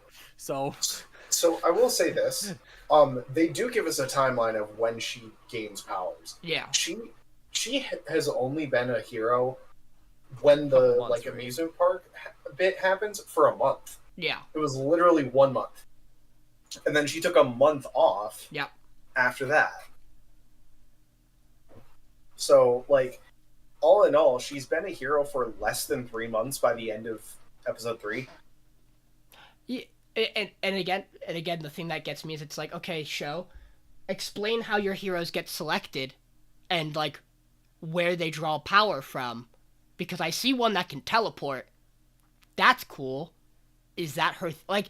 There's too much vague in the hero power system for me to really get invested in a show that is a superhero show. Like, that's a big deal for me. Yeah, it's like they're like my hero. You know how My Hero works the moment you drop into that world, because they explain. Yes. They do their little opening explanation, and you get it. Like, it's even miraculous explains how the powers work, and you have, like, you understand it. I think the hard part about this one is, like, even the characters don't know how it works is the thing, though, right? It just kind of happened. I mean, we know it's related to the strength of your heart. Yeah. But I also wonder, why was Shy picked? Does she have the strongest heart in Japan? That seems ridiculous. We have some problem. Well, it's because she had a really cool elder grandpa who passed his heart and soul onto her when he eventually passed away due to old age or superhero death. Jujutsu Kaisen? Maybe. Interesting to have a main character whose parents aren't dead. They're just around. Not yet. There's still time. I mean, there's always time. There's always time. Also, this show does the cool mid-card manga light novel art panel, which is cool. Really rad. It's cool. really neat. Is this the one where I kept making the Full Metal Alchemist joke? Yes. When it, It, does, okay. it does pop up and I go, don't remember which Shy. show it was I was doing that for. It was this one. What do we... Full Metal Alchemist. Ah, yes. It's... Full Metal it's, Alchemist. Guys... Time for the most base show. It's time. It's time for the world's greatest screenshot. I'm so happy it just gets I to be I was full-screen. tempted to put this show like higher than I did, but like. Are you what they call? But two was already probably pushing it way higher than other people were doing it. Well, we're gonna let John talk about it because I have some reasons why it's not. I like the show. I have reasons why it's not too high, but we'll get into it. So this is Villainess. You have a main character who doesn't have a name until she's Ray Taylor, who is the heroine of this Otoma game that she loves, where the whole goal is to romance the three princes, and there's different routes and stuff. But she didn't give a shit about that. She's in love with the Villainess, who's our blonde character. I think her name is Claire. Yeah. And so Ray just absolutely simps over Claire, above and beyond all else. And just like takes bullying, and it's just like, thank you. I appreciate that. Thank you for knocking me over. Did I mention you look great today? To the point where it gets in her head, and eventually she kind of like self-inserts herself into the villain's friend group.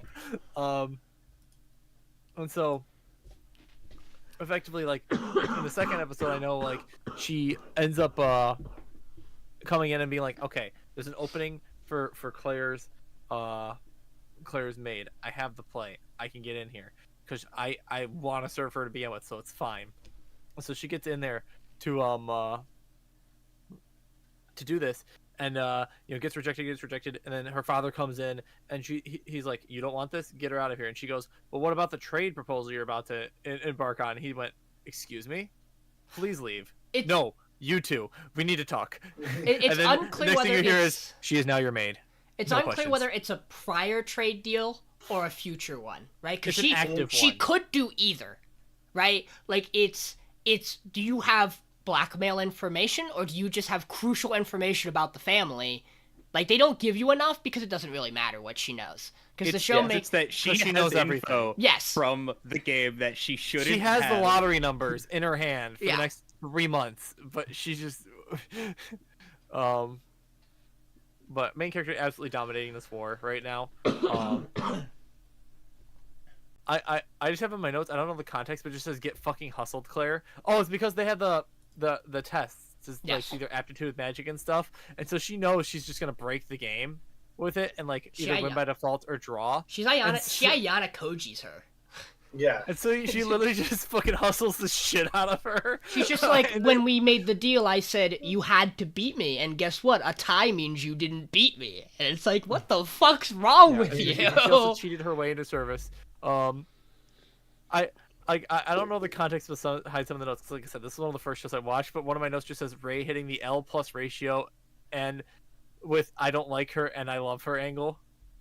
Yeah, it's really good. It's the it's the conversation. She does it a couple of times. It's the conversation with the father. It's the conversation with the other maid where they're like, "You like her? No, I don't like her. I love her." No, I don't like her. I love her. L+ ratio. I know everything about her. Anyways, so the third episode is like basically like the main villain is in love with like Thane, who's like the big like, oh, I'm too cool for this prince. Nice, the ice prince. The hardest one to romance, and so. She basically focuses her efforts on trying to get them together with like Thane's with Claire's I think like handler Maid. basically Her head maid. or the head maid, and so like they play like, the classic like king game and all this stuff in an attempt to kind of like get them a little closer. And so they have this base as fuck discussion then with the girl group at this table where the famous screenshot one here she goes, Ray, are you what they would call gay? And she goes, probably. And they just have, like, No, she doesn't say probably. She goes, yeah. It's a pretty clear yes. She's like, oh yeah, she's like, Yeah. yes, I would be probably what they would call that. They have a really base discussion around it, which is super cool. They have a lot of shows will really a lot of shows neat- will hint at it, but like this show just came out when like, yeah, what about it? Like, listen, Yeah. I love her, but I'm accepting that she's never gonna love me back because that's just not how she flies, and that's cool. So I'm gonna try to make her happiness reality, basically. There's another really good line in this scene, where the maid like tries to reel it back and be like, well, we don't have to talk sexuality, like love's love, and Ray's like, well, no, because Fine. I get it, you're being nice, like in the end you love whoever you want, but I am gay, like that doesn't go away It's a good because love discussion to is have. love. Like it's a nice, like, people are going to be attracted to who they are, and you have to understand that. That it's probably, outside of the show's humor, the highlight of the show for me is the end conversation in episode 3. Is that conversation in episode 3? Yeah, It's we're that, like, and then also like at the end of it, the like two Yeah. like random girls talking about it, and Claire Mhm. fucking them up because she's like, I messed up. I feel bad about this. I will not let someone shit talk this woman for this specifically ever again. I will not let you shit talk my simp. That is my job. You also just the element of the dagger that is the people I love never love me back. Especially with it being, I'm gay. The people I love happen to be straight most of the time. So if I tell them I love them, it gets awkward and the friendship stops. So if I don't tell them, I can at least be around them. But she's decided in this situation, because of the knowledge she has in this Otome game, she can have both. She can be around her and be like, I love you, and then also go, but I know you won't love me back. So I'm going to make you happy. I appreciate that the show has her go, it's okay, and then shows the inner turmoil of, it's not. Like, this is a horrible thing for a person to be going through. Like, at some It fucking point, sucks. if you're at the level of, no, it's not going to happen, you have to, like, move on. And that's not what's happening. She's quite literally letting herself suffer by trying to make Claire happy by getting her with Thane. This show's really funny. This show's really funny. There are a couple. It's way funnier than I expected it to be. Strongest Ara I've ever heard. Constantly, this voice actress nails it every time for Claire. It's insane. Yeah. Again, there's just something about Otome game character designs that quite literally is, oh, you just got pulled out of an entirely separate show. All the princes are from an entirely different show. Yeah. One of them is just the one guy from the Seal of Orichalcos arc.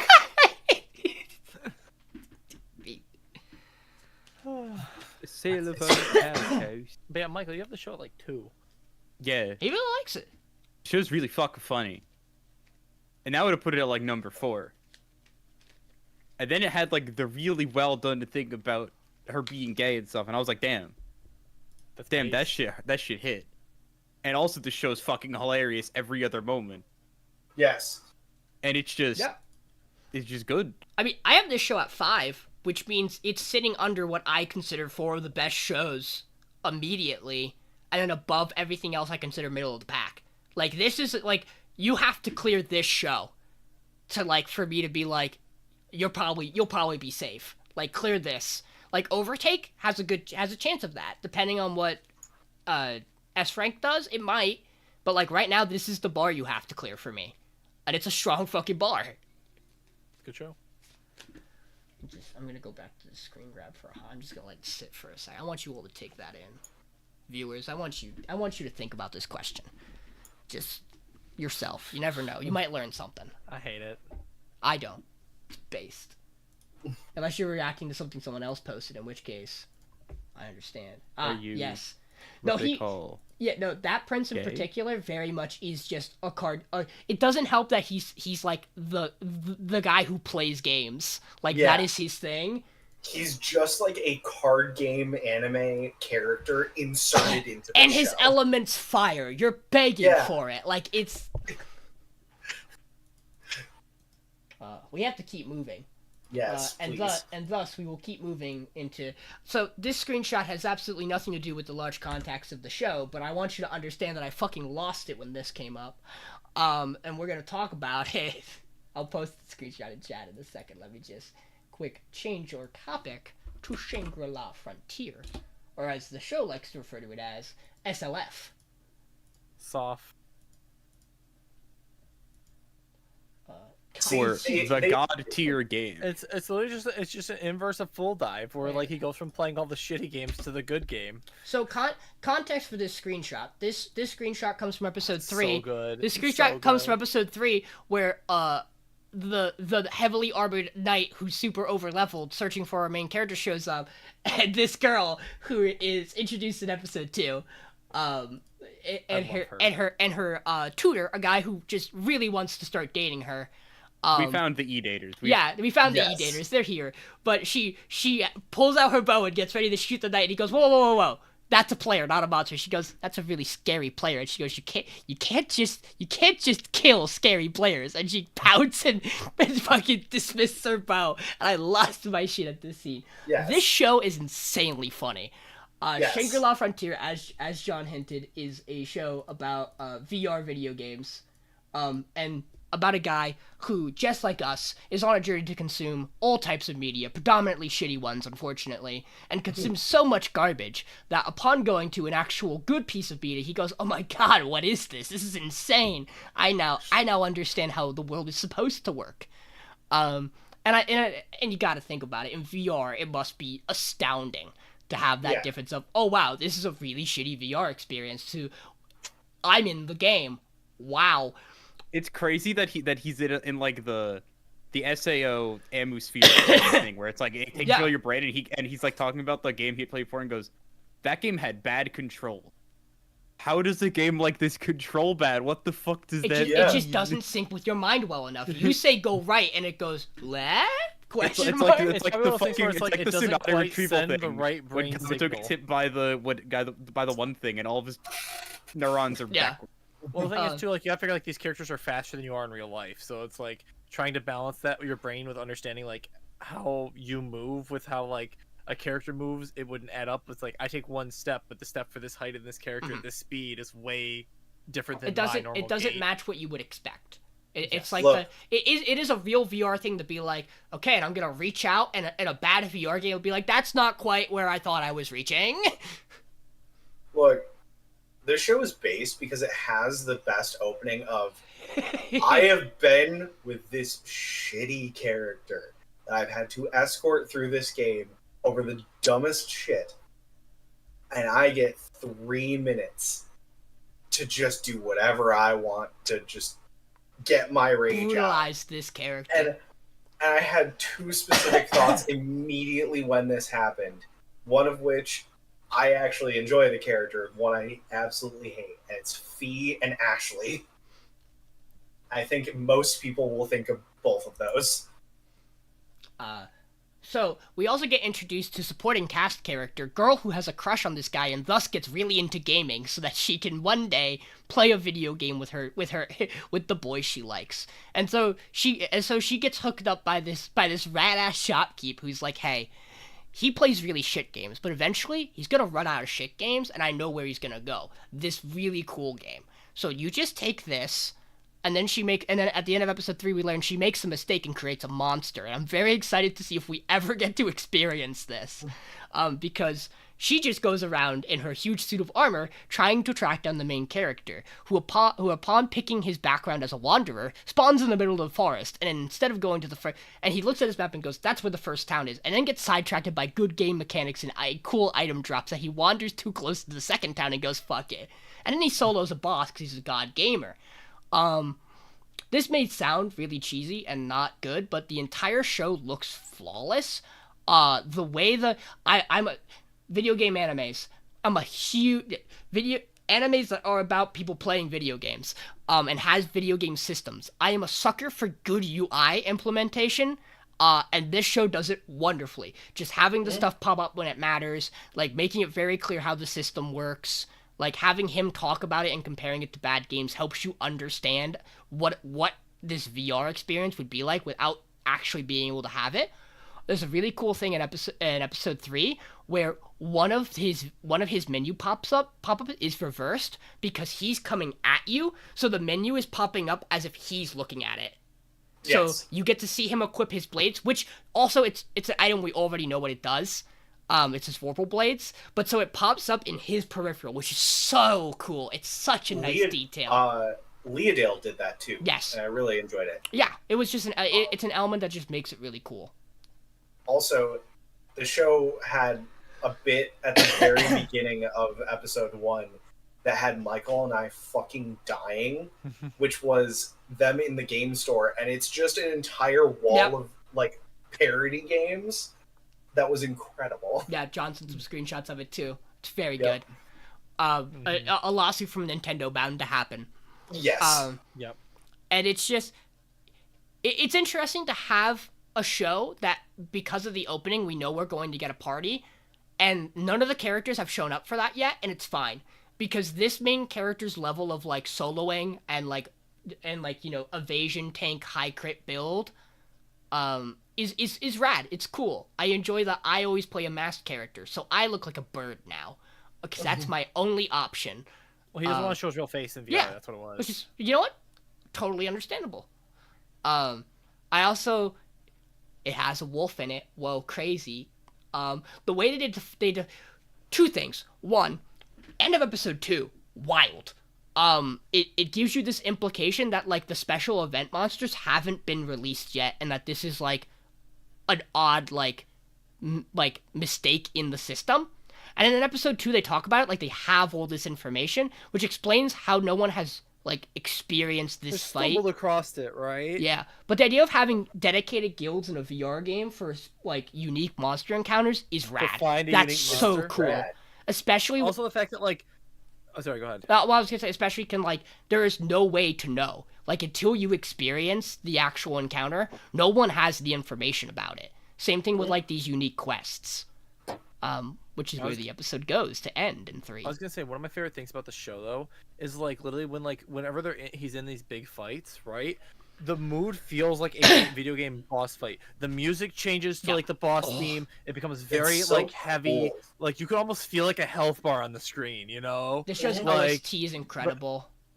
The like especially when the wolf appears, it felt like the entire tone changed. Yeah, like the boss has arrived to the battle. Here is the boss theme. Here's the boss music. Like it gave off a different aura than the rest of the enemies. And it's such a well-designed structure for even like you see the game mechanics even if the main character doesn't explain it or hasn't picked up on it. Like the wolf turns invisible when the moonlight disappears and like the clouds, and whether or not that's like a time thing where after a certain period of time it always does that, we don't know, but it's cool, it's rad. Mm-hmm. The build up to the man, I'm on 1 HP. In a bad game, I would have been saved here. Someone would have come dashing in to my rescue, or I would have found some dumb loophole that would have got me through. No high-level characters just gonna come out of nowhere, and it's even better because you know there's a chance. You're sitting there the whole time going, is she gonna show up? Is she gonna save him? And she does. And the balls of the show to go, no, they don't get to meet yet. He gets to lose this fight. He gets to get cursed, and the cursed is he thinks it's a shitty curse. The cursed is well implemented in a way, because the idea is you can't fight lower monsters, which means you're going to always be facing a challenge because you picked a fight with a challenging monster. The game recognizes you want to play this way. So now you don't get to fight lower monsters. Now you get equipment restrained, but you get a benefit in return, and that like you do get some buffs and like resistances. It also says you could just get rid of it at a church if you need to. Yeah, you just find a saint, get rid of it if you really want to. It's a really cool in-game reason to encourage a player to do exactly what he wants, which is focus on hunting this creature. And then getting his special little door. When he goes to that door, when he follows the rabbit to the door, and it goes, cool, my own quest, and it pops up the recommended level 80. That shot's so good. That shot is incredible. And then it goes to his level of just 28. Mm-hmm. Also, this man will be fine. Power farm. Yeah. Oh, yeah. It's so cool. The idea of this game is rad. Like, and the anime captures it really well, and I'm super excited to get more into it. Also, Boss Mafia Rabbit. Yes. Everyone thinks they're hot shit till they walk into the Boss Mafia Rabbit. I'm legitimately waiting for 14 to get a bird mask for Sanraku. Hey, Fall because Guys. that is Fall Guys. Anything's possible. I still need to do the Fall Guys event because the funny thing about the Fall Guys event, It's canon. you've unlocked that, is it's just Fall Guys, Yes. but you also add in 14 mechanics, including debuffs. And it's really funny. Yeah, OST's really good, show's really pretty, action's clean as hell. Like, so clean. Like, it's insane how good the action in the show is. The only reason it, like, isn't higher for me is that I think... I'm going to talk about Undead Unluck when we get to it, which I think is next. Yes. And, I believe Yeah. and like, for me, Maybe. Frieren has that moment that's like, oh, like, it has a moment that, to me, at least makes one of its episodes a 10. Whereas, like, to me, this is just, like, straight fire 9 the whole way through. Like, it hasn't had a moment yet to me where it's been like, oh, this is, like, you've done something really special. It's just good anime. It's just stellar anime. That's my show. I know I talked a lot. Other Yeah, thoughts? the show's good. It literally is what we all wanted SAO to be when we all watched SAO the first time, probably. Yeah. Like 10 years ago when SAO came out. Hey, did you guys know SAO came out like 10 years ago? Yeah, it came out. Yeah. You know how I know that? Because SAO IRL posted again. SAO IRL is the funniest shit ever. It's so good. But yeah, it's just like, it's a really well-made like game. It's actually like a game that would function. Obviously, we don't have like you are trapped in the game, and if you die in the game, you die in real life, because like that'd be played out and boring at this. That's like, yeah, that's not a gimmick anymore. That's just a thing that happens in every show. So it's just him playing an MMO that is also a VR game. it also has the little after episode, like, kind of chibi segments that are cool and fun and just like a good time explaining how this frog works. Rude.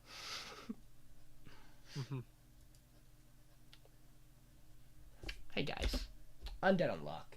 Hey guys. He's undead. She's on luck. Yeah, Michael, you have Shenanigans. a lot of experience with this, and by that I mean you've read some. A lot. One could call it some. A lot, right? Are you caught up? All of it. Okay, I'm completely caught up. Yeah. Okay, which Yeah. which is by podcast rule, a newer rule we've implemented. Find as long as not more than 2 of us or have had that happen. If at least half the podcast is still blind, we can still get engaging in talks about it. Yeah. So Michael, tell us more about how she's unluck and he's undead. Yeah. So she is quite unlucky, but she was lucky enough to read the end of apparently the greatest fucking manga of all time or something. So this show, yeah, this show hard opens on two intercut scenes of Fuko of finishing the end of her favorite manga, reading the final chapter of it, and also the scene that incites her negator power, which is her parents leaving on a trip to go somewhere, and where she gets the power upon touching people. She gives them unluck, and the unluck caused by this is a rock or something flies into the jet engine right as it's about to go off, and it explodes. Goodbye plane, goodbye parents, goodbye Fuko ever interacting with another human being ever again.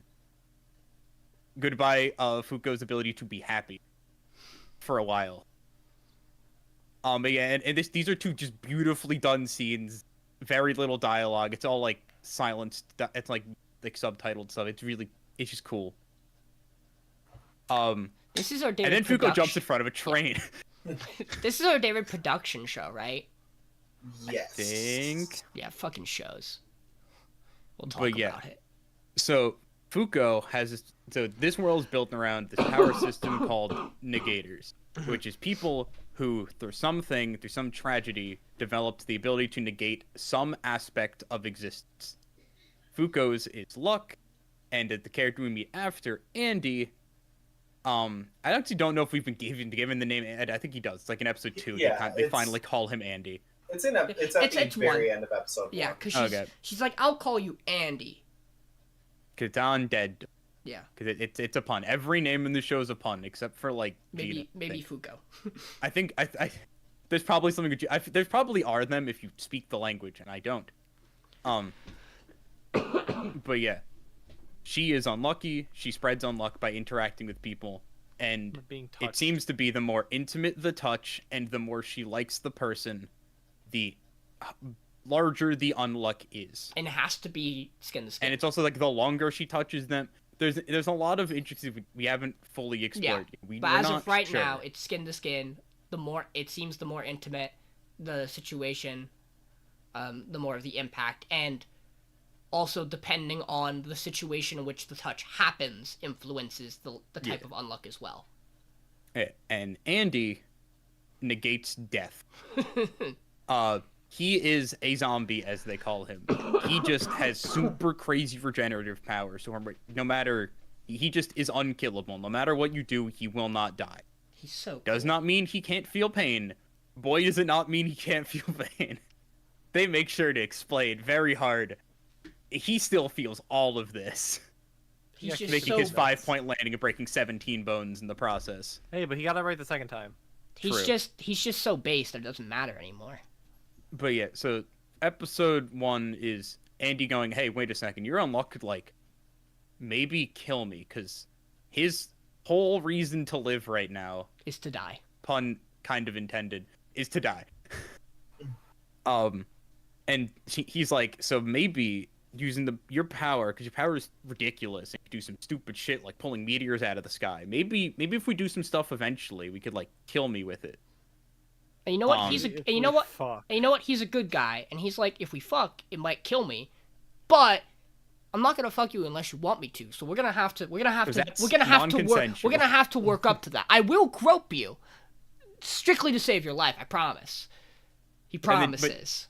Fuko also very clearly states, if you do that, I will hate you. It won't work. Yeah.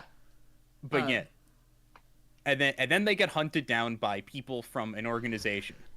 I don't even know if this first group's part of the Onion, I call them. They're like henchmen of them, it seems like. But yeah, a group comes in, they go, hey, we gotta stop them, and then they cut off Andy's head and put it in a box, and then Fuko goes, okay, but what if Unluck, meteor strike? And then episode 2, they get hunted down by more people.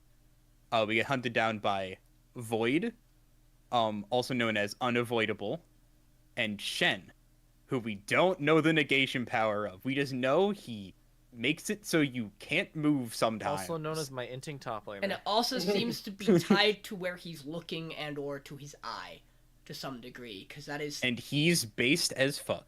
He is. He's something. Also, he is Chinese. Yes.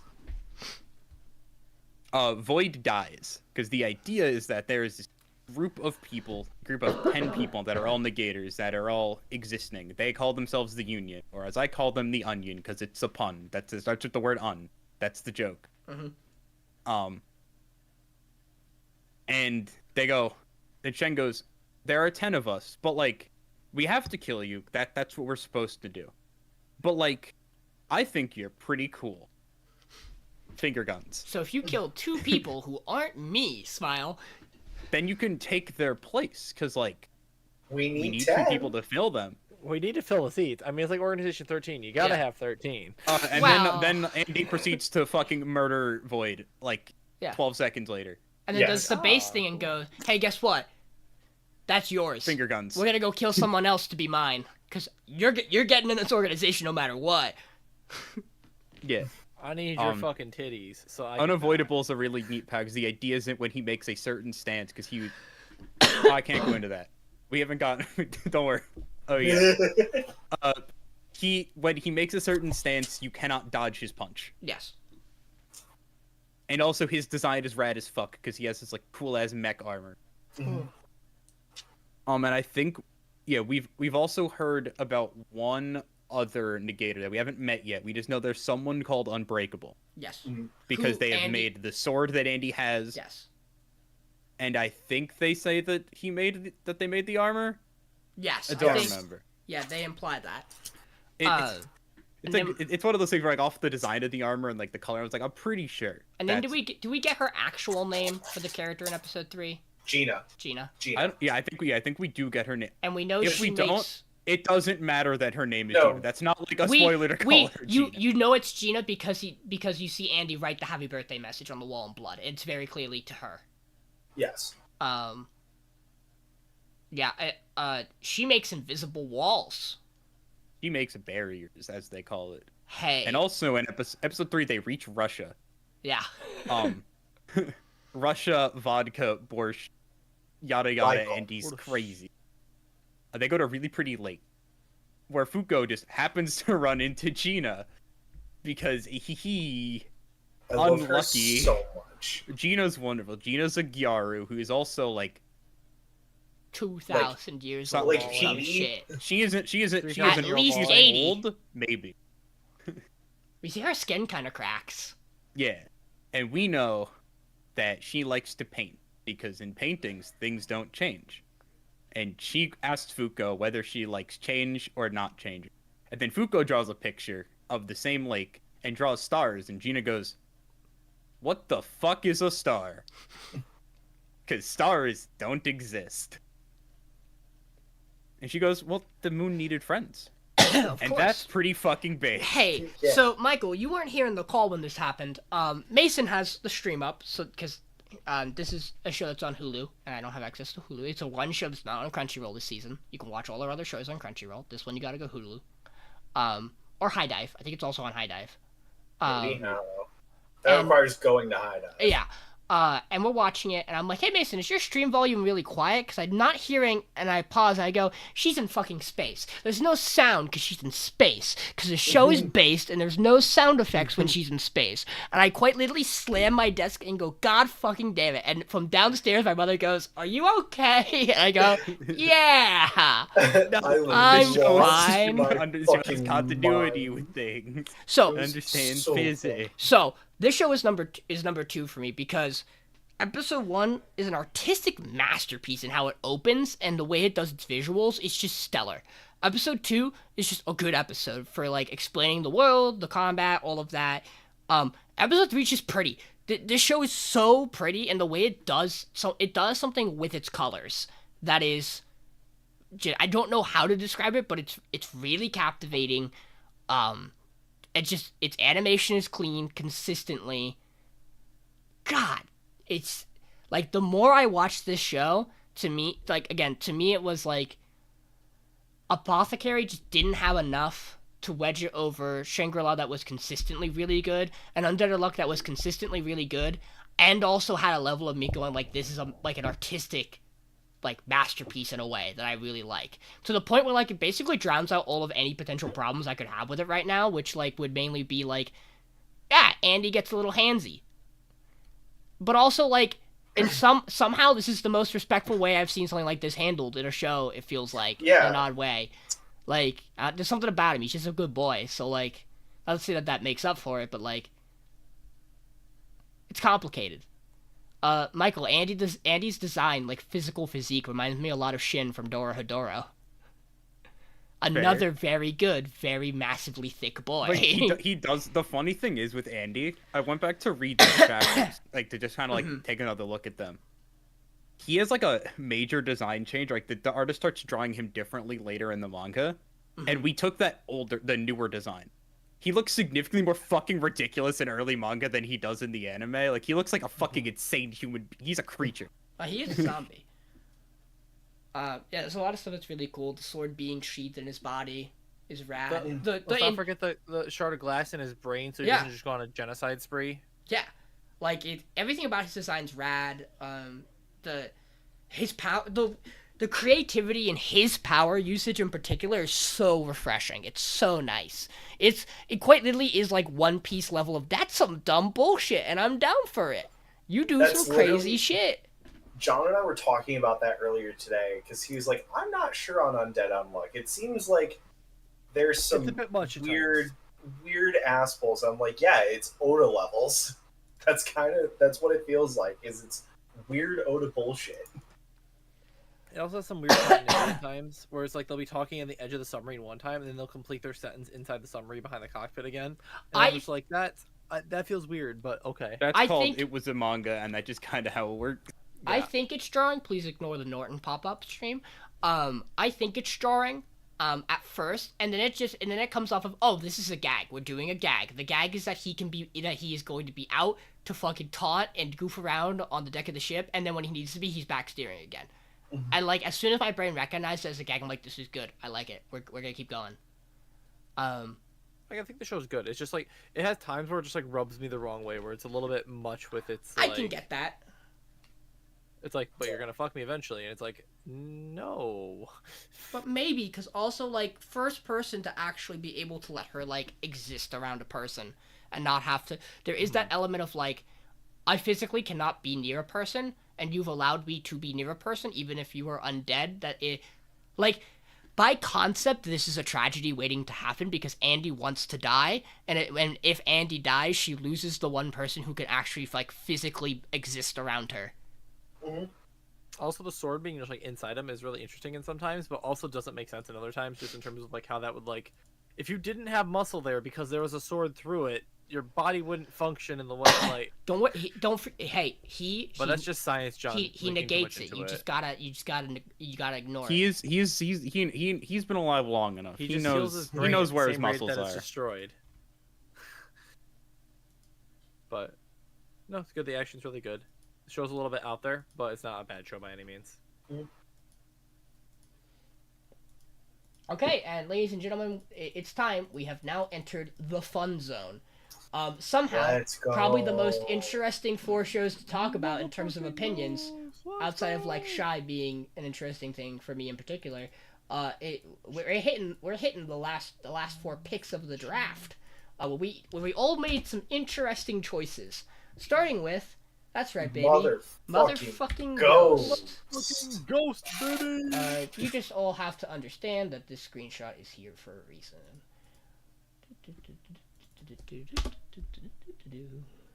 Mason, tell me about... Okay, so before you do, I should probably express... Yes, this show is... depending on who you ask, the show is either a sequel or a spiritual successor to Initial D. In some ways, if it was... Very clearly, everyone was like, this is a sequel, we wouldn't have allowed it on.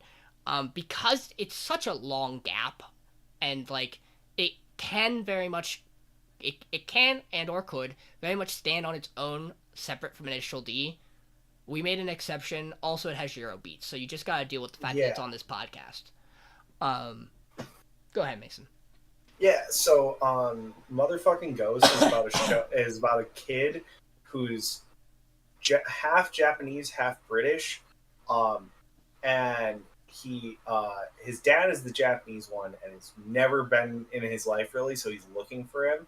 But also, he's come to Japan to race because he learned from the main character of Initial D how to do the drift thing. That is like what Initial D is famous for, aside from Eurobeat.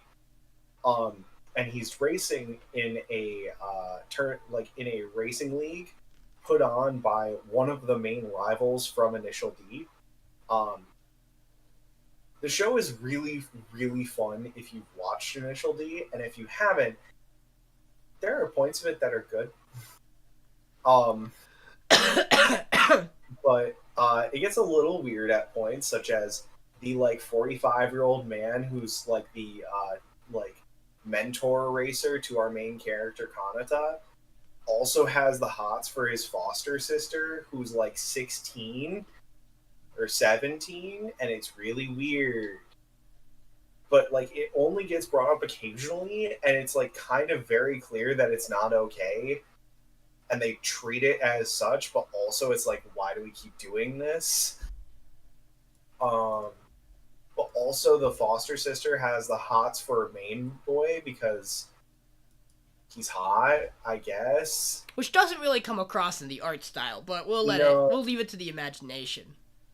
Yeah. But yeah, the first episode is main character getting there, getting set up. Second episode is him doing part of a race and getting set up for said race. 3/5 of a race. Yeah, that's not the right fraction to use. No, I actually, I know you might think that was a bit. No, it feels like it's 3/5 of the course. Yeah, it's about there. Like he You're right. because like it ends at him reaching the one part of the race that we get to name the episode after, and then he has the straightaway after it. So it's like but like saying it's 2/3 of the way isn't really accurate because he's like it's weird. Yeah, I mean, this race is wild, by the way. It Because, sure fucking is. Because like Ra- it's race. it's a time trial. But like Time the trial to thing, get into the race. Yeah, it's a Yeah, to get motherfucking into the ghost. race. Okay, he's But the racing thing is- the motherfucking ghosts. is, like there's He's racing his missing father's ghost. yes. We solved it. So the We've thing done is it. is We like found what the MFG stands for. Let Mason talk. we had this discussion earlier. So the thing is like it starts off as like a pretty normal like supercar or not supercar, like rally car race essentially. Like it's widening turns, it's uphill, it's downhill, all that. And then he just goes into Silent Hill for a bit. Like The People- death zone. yeah, literally called the death zone because it's foggy as shit and it's people in a die. village. Like there's this random village that's in the middle of this race that Where, is like- just shut down for Like the the race. aftermath of an active volcano with like noxious fumes. Yeah, it just spews out fucking fumes, so it's all foggy all the time. And people And just it's- do it. People just do Yeah. it. And then he's in a straightaway, and then he barely does not get into the race. And then we find out later that the guy that was in last in the race that like qualified, the guy that was in 15th, cheated. So our main character therefore, because the one guy got disqualified, then moves up into actually being in the race. So By all is right with the technicality, world. Which is Which- the best way. Which, you know what? On one hand, you might think it's a cop-out. On the other hand, they kind of hint at it in a weird way. Because in that straightaway, as much as I hate his guts, the mentor character kind of goes, he would need to keep his lead over the car that has 15th place right now.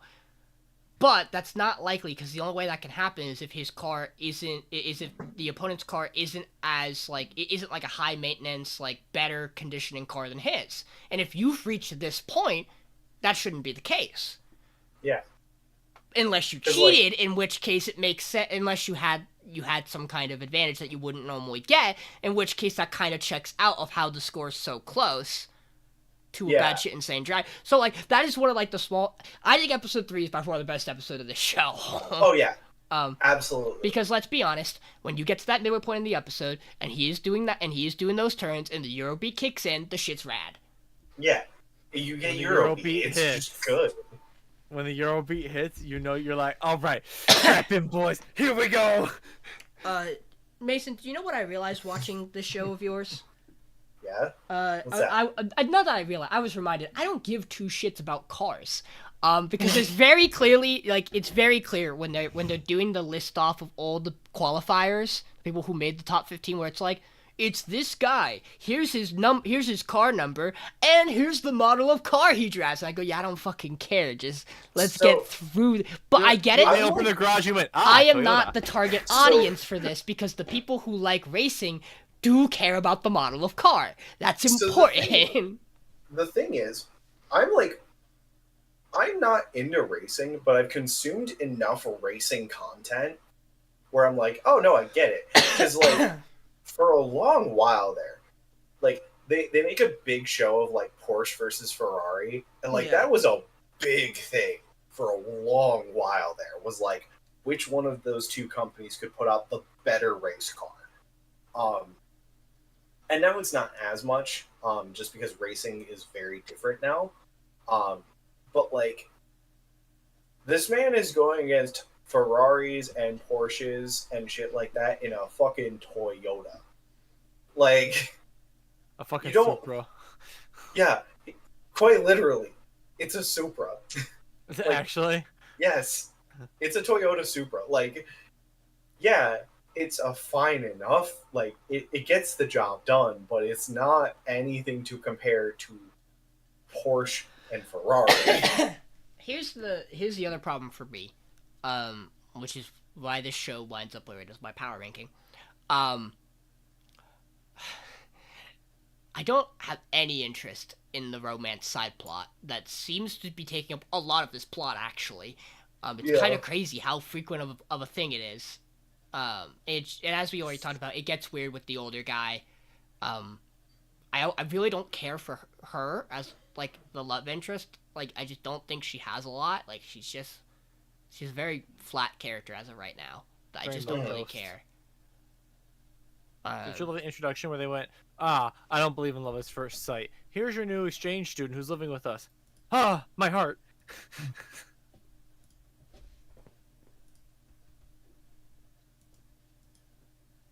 Other thoughts? Oh, I mean, it's a racing show. The car go around the turns.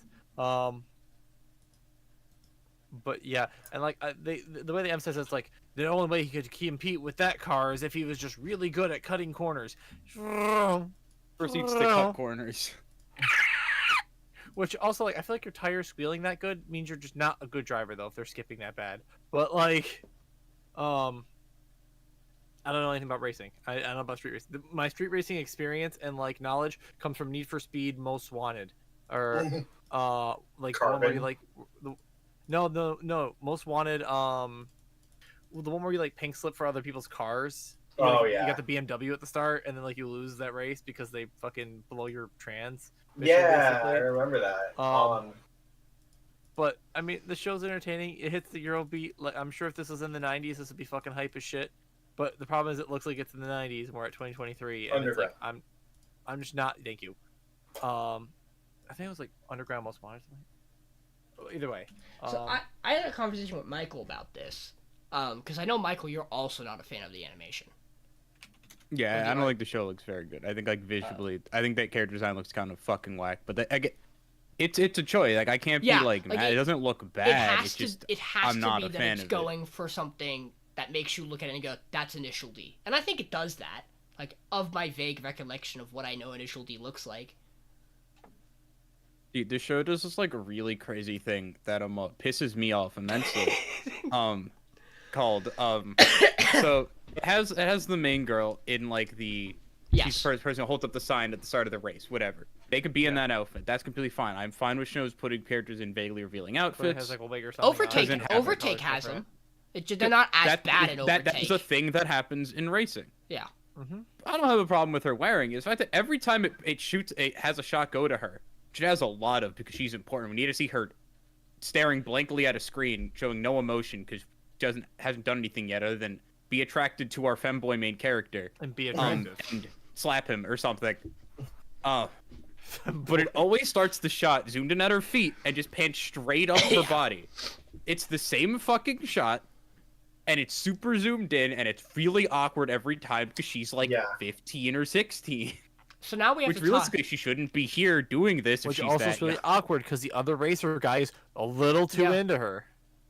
It's also a matter of like, we intentionally do not give you information about angels because we know how bad of an idea that is. Please stop asking, and he doesn't. Like, you're in an industry where they make it very clear you shouldn't be doing this. Michael, you reminded me that in episode 3 where he's like, she slapped you. Do you know her? Is that, like, you gotta understand that I'm gunning for that. And Kanata's response is, no, I wouldn't date a woman who I don't know who just slapped me in my first encounter. I swear there's a pause there, and the way they panned him, I swear I thought he was gonna go to him, and he was just gonna go, "You're good, I'm gay."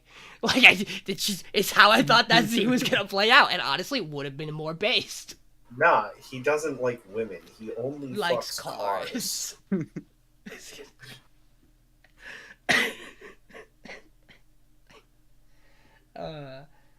You ready to? Don't mind the fact that I had that image ready.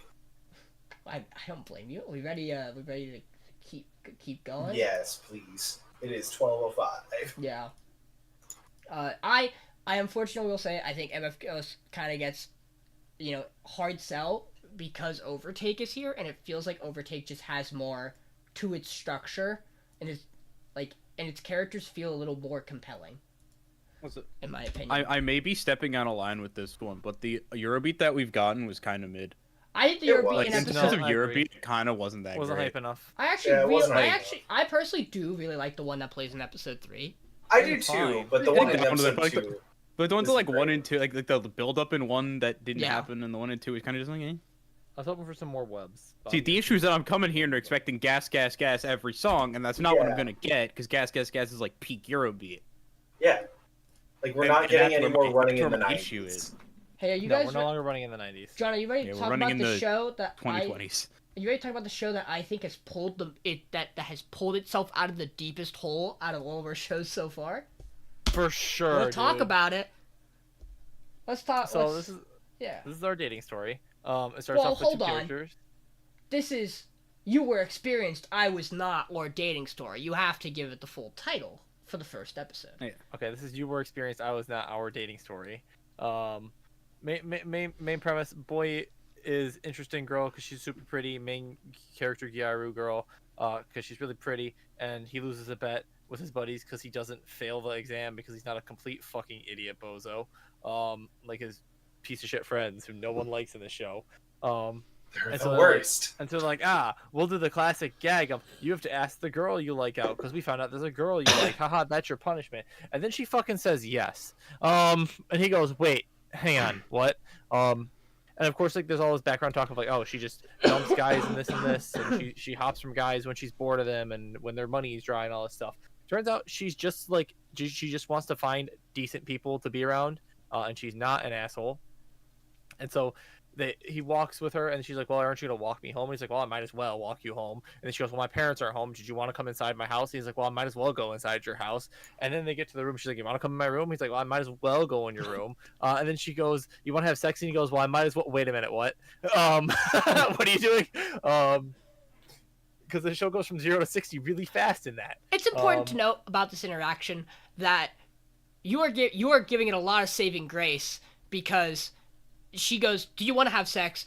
And he goes, and he audibly goes no, but his inner monologue's going yes, yes, yes, yes, yes, which isn't the problem. Let's be fair. We're probably going to have a long discussion about this. The things that lead up to this moment are the problem, and we can get a little more in depth about that. But I'll let you keep going. But this show has this classic trope of boys who talk way too loud for girls that are 5 feet away, which I'm sure is like Steak Whispering. But like it happens so much in this show, I cannot stand it. It's like every scene in the classroom is just like, bro, she's hot. But instead of that, it's like, bro, she's so fucking hot, but she sleeps with like every guy she dates and then dumps them. And it's like, what?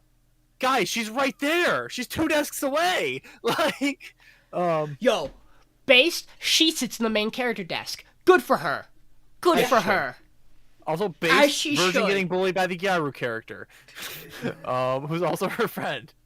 But then the show kind of redeems itself because our main boy becomes the homie who's such a nerd that he goes super try hard with the date, gets like a whole map and everything. I don't know why she wanted the cheese foam rock salt boba, but hey, you go off, girl. Sounds fucking nasty to me, but I have never tried cheese foam and rock salt boba, so like could be good. I can't say it's terrible, but it nice. sounds miserable. Fun. But basically they have their first date, and the only thing she wants to keep is like the map because it's super thoughtful. And you have like these scenes afterwards where like he's basically getting interviewed almost by the Gyaru friend who's like, you pass for now, because he simps over her correctly enough. John, and doesn't seem like that big of an asshole. You forgot that episode 2 introduces the idea of a Rent-A-Girlfriend character, and then she appears at the end of episode 2. Yes. Literally fucking the end of episode 1 into episode 2 is or the end of episode 2 into 3. Is that episode 2 into 3? Is 2 like, into 3. The only girl I've ever asked out in my life rejected me, and I was sad. And then she shows up in the class, and you're like, this is gonna be a big deal. And then it doesn't fucking come up for 15 minutes in episode 3. But it's the entire crux of the end of the episode. I say she's a Rent-A-Girlfriend character because she just looks like the main girl from Rent-A-Girlfriend. And this girl also basically goes, hey, did you want to try dating again? And he goes, Yeah, no. I have a girlfriend actually, and my girlfriend is her, which is the whole crux of the first few episodes. Is they're gonna keep it secret. First he goes, "I have a girlfriend, but I won't tell you." The most suspicious thing any nerd Which can is the say. most, like bullshit thing you could say. School. And then he walks down the hallway and sees his girlfriend talking to a guy who's like, "I heard you're single, want a date?" And she goes, "Actually, I'm not." And he goes, "But I was told." And she goes, "Well, I didn't tell them I have a boyfriend." Yeah. And he's like, "That. Why should I believe you?" Because he's a fucking nerd. That's why. No, and yeah, he really hits the nail on the head with that. And she goes, "Well, that's not the reason. He just doesn't want our relationship to be known. So. He's awkward and shy and self-conscious about it. So I respect his boundaries and I don't feel like talking about it." And then she talks shit on his girlfriend. He goes, "No. I want to get this out of the way. Episode 1 does this man a massive disservice by having him be portrayed as a nerd, and the only nerdy thing they ever show is that him and his bros don't even play multiplayer online massive multiplayer like shooters or like raid game. They watch a streamer do it. No. They do show it later because he's really into cars. He's a fucking car guy. Episode 2 saves it because it's not just he's into cars. Yeah. The way he talks about it is a hyperfixation that people who, whether on the spectrum or not, but people who often get clumped as nerdy hyperfixate on something. I do it all the fucking time when I talk about my hobbies. It's wonderful, and he does it again when he goes into the boba stuff. It's wonderful. It shows that, like, I was almost gonna use the screenshot where she fucking falls into the Milky Way galaxy because it's so good. It was so funny. But I really like this screenshot because I thought it was nice. Episode 2 and 3 redeemed this man immensely by just not letting his friends influence him at all. We get the scene in the friends from the equation makes this show infinitely better. You get the bit in episode 3 where he's talking to her friend and some random person takes a photo of them and is like, "Group chat, are they dating?" And his girlfriend's like, "Hey, what's this about?" And he goes, "Let me just cut to the chase. She was telling me about your birthday so I could be a good boyfriend." And she goes, "Oh, that makes a lot of sense. I'm sorry I came at you." Wow, they can communicate like human beings. Fucking crazy. Yeah, it's fucking wild. And look, I get it.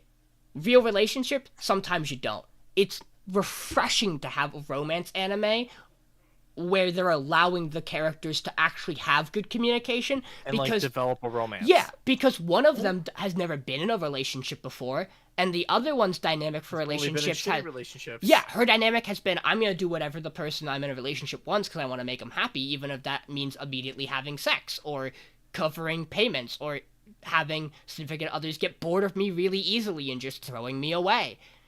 It's nice to just have two people who are generally good people, because outside of episode 1, a lot of the main characters' fucking horrible brainworms disappear. Well, and the thing, too, is, like, he thinks the stuff, but then he goes, "No, that's not okay." And the only time it's a problem for me... He's a teenager. Yeah, but the only time it's a problem for me is the underwear drawer, because of the way it sets. If they reorganize the set of events, it would I could settle with he's a teenager. Like when he goes home afterwards and he goes, "Man, I might never get that shot again. Maybe I should have just said let's have sex." Like that's understandable. That's like that's quite literally a spontaneous thought in his mind that's like popping up. Him being there and being like, It would be wrong of me to open that underwear drawer. Proceeds to open underwear drawer. I really shouldn't be doing this. It's kind of a scumbag thing to do. And the only reason he gets out of it is because she's been in so many shitty relationships. She's like, "Oh yeah, I've had worse." And then she reads the situation as any normal human being would, which is, "Oh, you're looking in my underwear drawer. We're in my room alone. Your body language is clearly betraying the fact that in your brain you're saying sex, sex, sex, sex, sex. So I'm assuming we're going to have sex." And he goes, "No, actually, I shouldn't." And like, she doesn't do anything wrong. She's just a good character. She's just a good. There is something to say that she is kind of just a blank, like, template of Gairu character, but the show's working with it. It's nice. I appreciate the way this relationship dynamic is unfolding. quite literally really clawed its way out of this. Yes. Yeah, I mean, it still wouldn't have probably been like my bottom, but it was still in like a. It was down there. For I a bit. was really not liking it after episode 1. It really pulled. I was pleasantly surprised with 2, and the amount of worry I had going into 3, having watched Rent a Girlfriend. And I watched episode 1 and I thought it was doomed. I watched episode 2 and it was like coming back, and then she appeared and I was like, oh fuck, it's doomed again. Because like, they just like don't worry about it for like 15 minutes. Cause, like we have characters to develop here. We'll come back to that. Anytime you introduce the, I was a former love interest, and it's almost entirely for the we're going to cause problems of complete misunderstandings between two characters, but these two characters actually talk, so it's not a problem. Like they're like they understand communication on a base level. It's refreshing. Mm-hmm. On a base level. That too.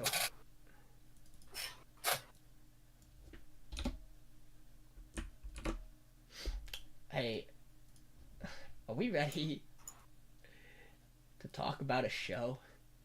Currently a show. It's one of the shows of all time. The old world is gone. God is dead. Hi guys, this is a show that should absolutely have a content warning.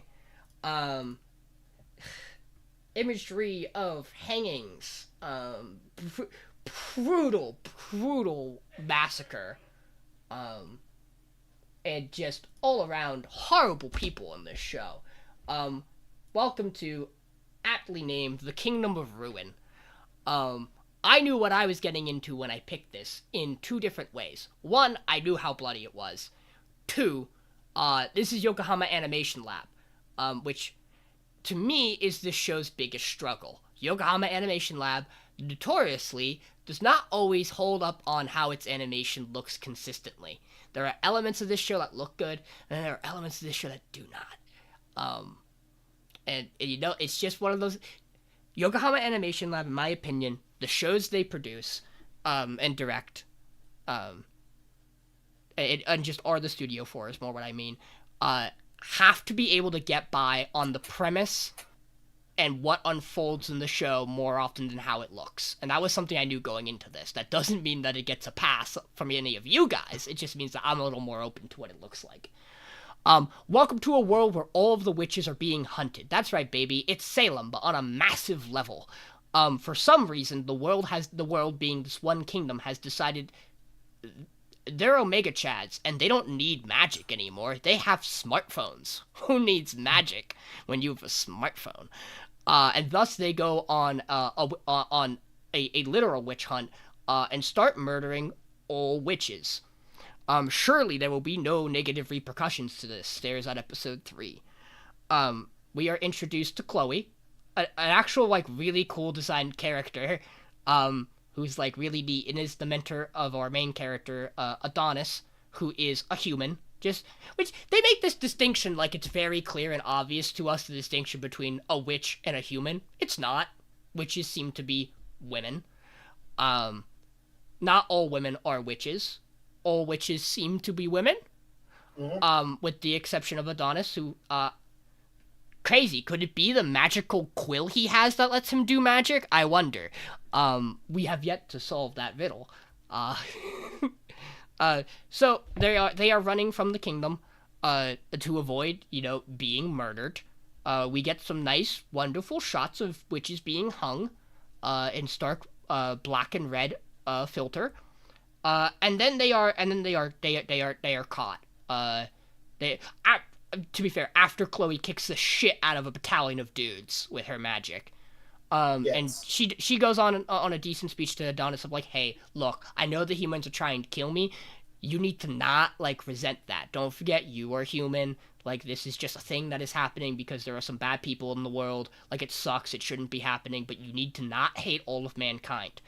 And then the king goes and, on a massive open platform, strips Chloe naked, and as all of the citizens who are there to publicly view then are filming her, and then proceeds to put a bullet in her head. Yeah, the show's a little wild. The show's a little unhinged. These people are really fucked So up. quirky. Yeah, people are really fucked up. They also have this really interesting anti-magic, fucking, Cancer device. Yes, but it's also in the... What's the official term for the thing that plays vinyls? Gramophone? Yeah, Record player? it's just a massive bunch of gramophones taped together that causes cancer. We'll get to it, I promise. Episode 2 is a decent time jump. We get to meet pink-haired character who looks like a mixture of a Batum and a Dead Man Wonderland character. And she has these puppets, and it makes her seem like she's bad shit insane. And she gets... We find out there that, you know, it's a whole bunch of women who are imprisoned, presumably because they are still trying to hunt down any remaining fragments of witches. And they call out her number. Is it her friend's number they call first, actually? It's her friend's number. It's her friend's number they call, and so she swaps armbands, and identifying tags, so she gets taken. We then get a horrible character stereotype trope design that I'm so glad doesn't last out of that episode. Stuff happens, basically. She winds up somehow stealing ways to escape, releases everybody, who then proceeds to have a lot of them get gunned down. She then stumbles into a Code Geass-esque tank that contains Adonis. For some reason, they were pumping insane nutrients into his body for the past 12 years. And he is in the most... They give him the juice. He has both grown into, like, an actual teenager and is also incredibly ripped. He then just also, like, brutalizes these guards with, like, no magic or weapon because he has to go get his quill, which he eventually does do. We then get introduced to, like, members of the military, big-eared guy. That is not an insult, that is his character. Who is some kind of deputy commander of sorts, who has a pink-haired sister, a different pink-haired character, whose sleeves are too big. True. They then move out with a bunch of other characters, a dude who looks like he's from Nier, or Metal Gear Rising Revengeance, who is apparently a sniper. A lot of stuff happens. We find out that the king is sick, who knows why, and his queen, who is totally not a witch, is at his bedside, you know, telling him that he made all the right choices in his life. And then we have I do not remember her name because they say it once, the pink-haired girl's name. Like the actual... Yuki. Is her name? No, the other one. Dorica. Yeah, Dorica. Finds Adonis after Adonis starts committing war crimes and terrorism on the city, rightfully very upset that his teacher was brutally murdered in front of his eyes. You really would have think they would have killed him, but I guess him being human's enough of an excuse to keep him alive.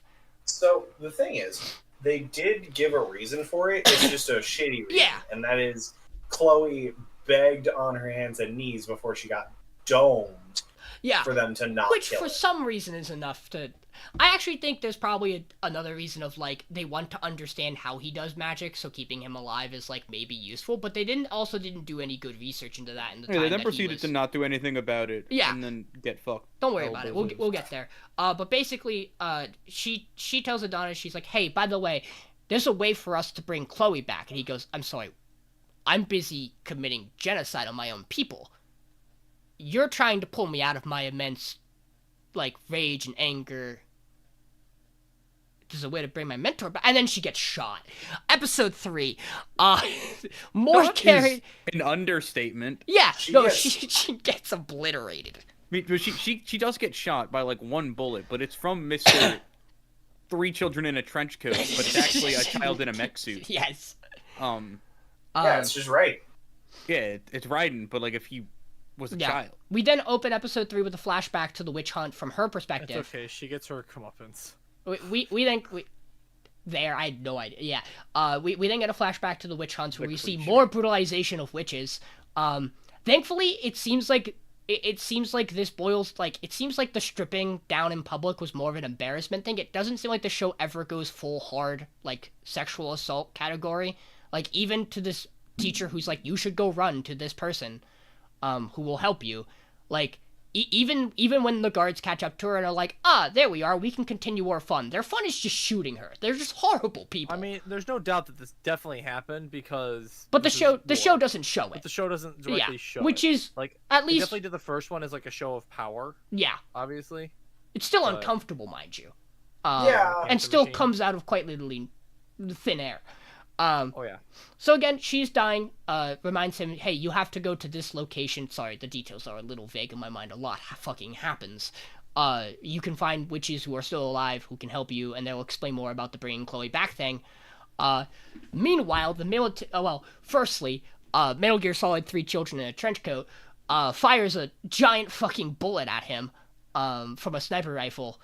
At which point he stops with his magical quill. He's done a lot of cool things with this quill, like increasing bullets into bonsai bills and summoning a mech that he chooses not to pilot, but instead just stands on the hand of and stomps around the ground. Stopping bullets, which is cheating. Yeah, don't worry about it.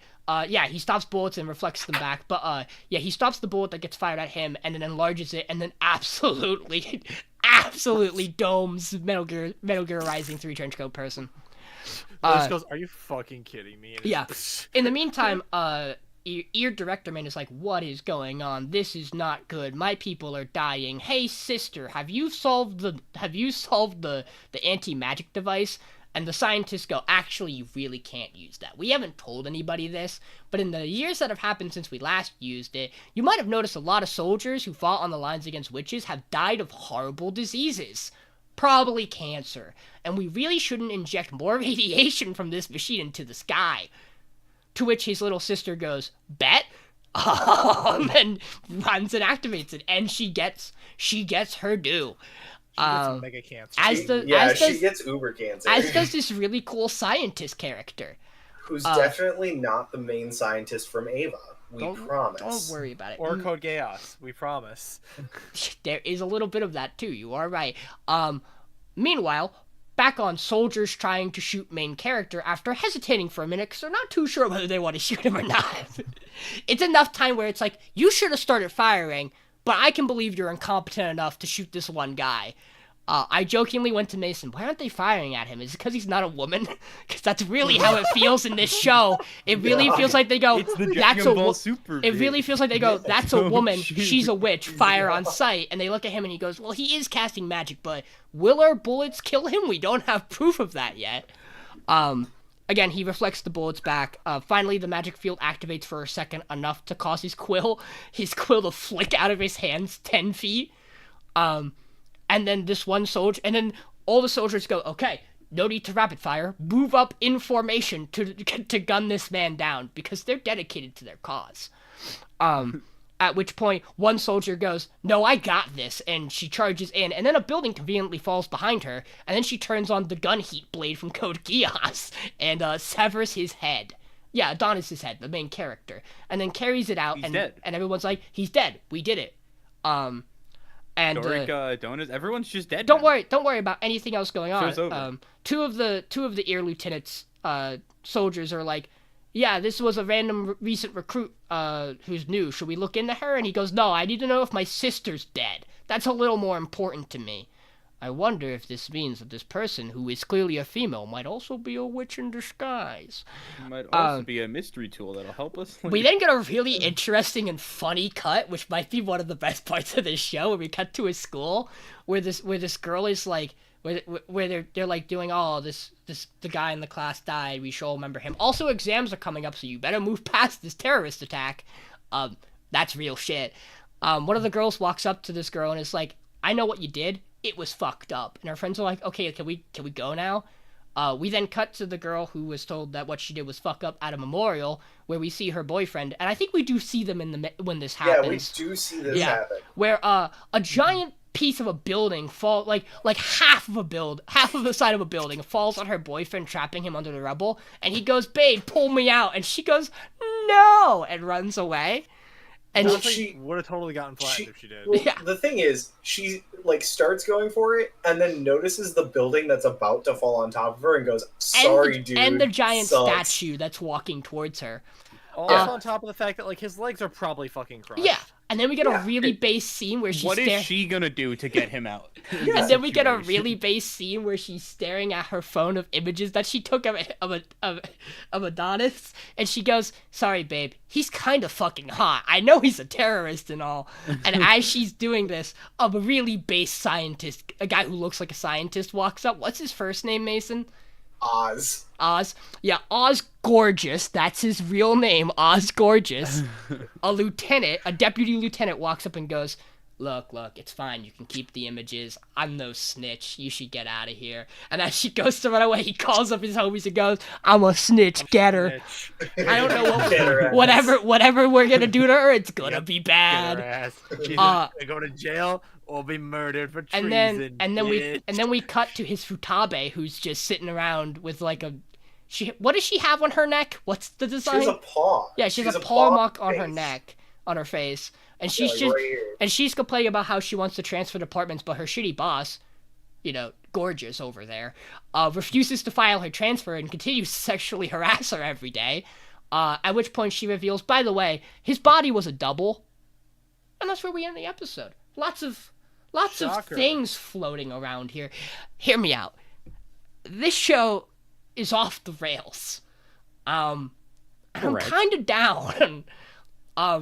There are so many characters and death seems so fickle of a thing in this show that I gotta know what's going on. I really gotta understand. I mean, come on. The old world is gone and God is dead. I have to know what's up. I am at least a little interested in the conceit of what the show has set up. There's a non-zero chance that only Adonis is alive out of the main cast who gets murked. Because it seems like he might have been the only one who got a proper body double. But to be fair, or Pinker, which is in the opening a lot, and that would be a really based play to just remove her from the story entirely. She's also on, like, every poster, so... Crazy. It wouldn't be the only show to do that, though. I get it. This show definitely has flaws. I at least think it fires neurons in my brain, okay? That's where it gets the edge over certain things. And as a conceit for why it's above Shy, I at least understand a lot of the things that happen in the show, even if some of the explanations for how we got here are really dumb. I don't want to talk too much more about the show, because I'm sorry, I didn't mean for that to be such a long thing, but there's so fucking much that happens here. There are some things that do visually look cool in this show, and then there's a lot of things that look So, I do want to say, I'm fairly certain that Doroka is going to come back, simply because of the fact that when I looked at the cast list... She's labeled as the main character? Well, not even that. It's the fact that she's voiced by Alexis Tipton in the dubbed. What? Who is Kaguya. I don't see... Banger. That explains... No, that's a good casting role simply for the puppet scenes. Mm-hmm. Yep. This show is a show. It certainly is one of the shows. I don't hate this show. It's just not... It doesn't have any... It has a lot of things that are kind of just whatever. Backgrounds are whack as fuck and feel out of place from the rest of it. Like, they have, like, this really crazy bright lighting. Yeah. That just doesn't fit how dark and pretty, like, the actual things moving look. Like, they feel really weird. I mentioned the thing while we were watching, but I'm not going to mention it here because I don't know, and it feels weird to slander a show. What I will say is I cannot, just doing a Google search about it, I cannot find anything that implies that is the case, but and to my knowledge, apparently this manga is decently well known enough for kind of being batshit insane that I feel like that it's not off the grid to know, like, that it has an anime adaptation. Yeah. I'm more likely, and I think we could say it just as a thing in case anyone somehow listens to our podcast and can figure out the answer to this. It felt AI, the buildings felt AI, the skylines of buildings felt AI generated to Michael. Which, you know what? Fair, they don't look good. Yeah. I am, like Michael said, hesitant to throw that claim out with no proof, right? Because it feels real. It feels really hard to do, but like something about them, the way they felt out of place, they didn't feel like it may just been they outsourced it to another studio who they just told them vaguely futuristic, kind of modern steampunk, but also like in the middle of a desert. Also, Yokohama Animation Lab does wild shit. This is the studio that did Magatsu War Heisst, a show that only I have watched. I loved her. Which also isn't a very good-looking show, but yeah, also show... has some bad shit in the same plot that hooked me for the entirety of it. So this is where my bias comes from. Yeah, I think my one issue with the show, I feel like there's so many things that happen that the show's trying to, like in like episode 3, where it's like, oh, and he dies, and she dies, and it was like, okay, they're not dead. I was surprised by Chloe's death. That one, like, it was one thing I was like, huh? Interesting. I mean, I guess that's where you can go with this, because I wasn't ready for her to die. But the moment that happened, every death after, I was like, oh, okay. Yeah. Shit's just happening. I just People are wasn't just ready getting for that to be fucking where it went off, because I didn't know anything about this. Yeah. I John, knew it was called the Kingdoms of Ruin. I'm genuinely surprised John has not made it's just like Tokyo Ghoul joke yet. I mean, they didn't give all the characters full backstory, like the fucking sniper chick. They just kind of like, she's a military personnel. She took a big shot. She took a big shot. She's 3 kids in a trench coat. I just can't. Well, now she's only one kid with a little bit of boots left. In case I don't think the show is going this week. It might, and we might have a shoot where like a bunch of things are on, and we just wheel and it gets unlucky. But I cannot wait to meet Windstream Jonathan. This is the opening. Yeah. Well, boy, does the show its MGR influence on its fucking sleeve. There's a character that's just Walmart Jetstream Sam. All I've learned from the show is that I'm surprised that the fucking gramophone cancer rays didn't fucking kill everybody faster. Yeah. With how instantly they killed those 2 characters, I'm like, Got it. Huh? I've got it. The reason why everyone's batshit insane is because they turned on the machine and everyone developed brain cancer. Look, what I'm about to say. Get cancer? What I'm about to say is insane, and you have to believe me. I'm not making it up. Yokohama Animation Lab has a track record of characters developing really, really bad mutated cancerous diseases in the other show I watched too. So this is not off the table yet. Heavenly Delusion? No, Magatsu War Heisst. The show's insane. Did you know it's based off a mobile game, and the entire anime, entire anime is completely unrelated to the mobile game, as it's a prequel that does nothing with the original setting? No, I didn't. Thank you for sharing, Sean. It's crazy. I'm the only person who knows that information. Mason, you said... Only person who watched you said to me that, like, yeah, it's the bottom of your list. And part of that is because you didn't expect it to be, like, Berserk level of gory horror. And to be fair, we're not saying it's as beautiful masterpiece designed as Berserk. Not what we're saying. We're saying that Berserk opens in a way where if you haven't experienced Berserk and no one has warned you, you're not ready for what's about to happen. Yeah. Well, so the thing is, Berserk, at the very least, also kind of eases you into it. Yeah. Berserk, when you're going through Berserk and you're reading or watching through the Golden Age, gets fucked up towards the end of it. But it also starts you off in medieval military combat. Yeah. Which is very brutal, but it's just like, okay, I've seen this before. And then eventually when you go to hell, or when they go to hell and you get the everyone's dying in extremely fucked up ways, also here's body horror, and also the one scene. Yeah. For what it's worth, I think this show would have benefited, one, from either a content warning, or two, from having just a scene where you establish the kingdom of ruin, this kingdom's shittiness without full out like just show the king and his soldiers and how like very like I don't want to say they're fascist, but like there are parallels. A little fascist. They got at least some of it in there. Yeah.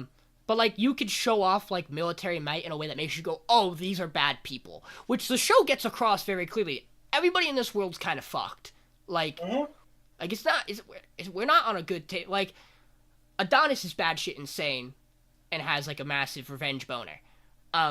Honestly, maybe one of the most justifiable ones I've seen in an anime in a while. Yeah, it's up there with like justified. I respect the show also for sticking to its gun where he's like, man, this is kind of fucked up. Well, I can't stop now.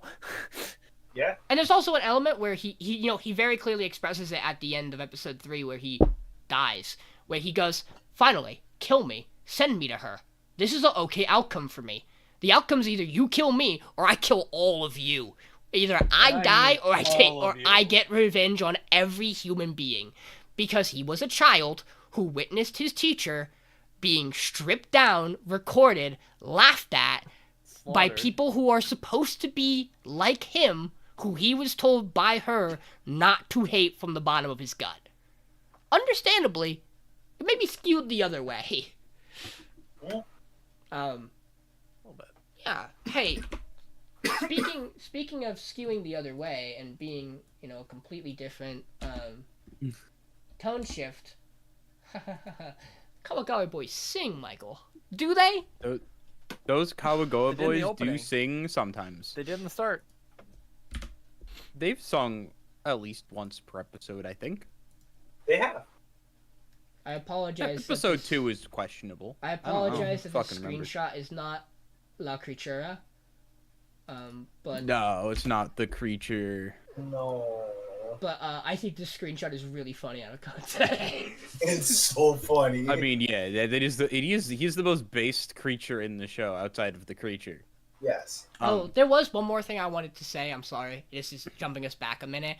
I can't believe Overtake just has soda, Kazuichi soda from Danganronpa 2 in it.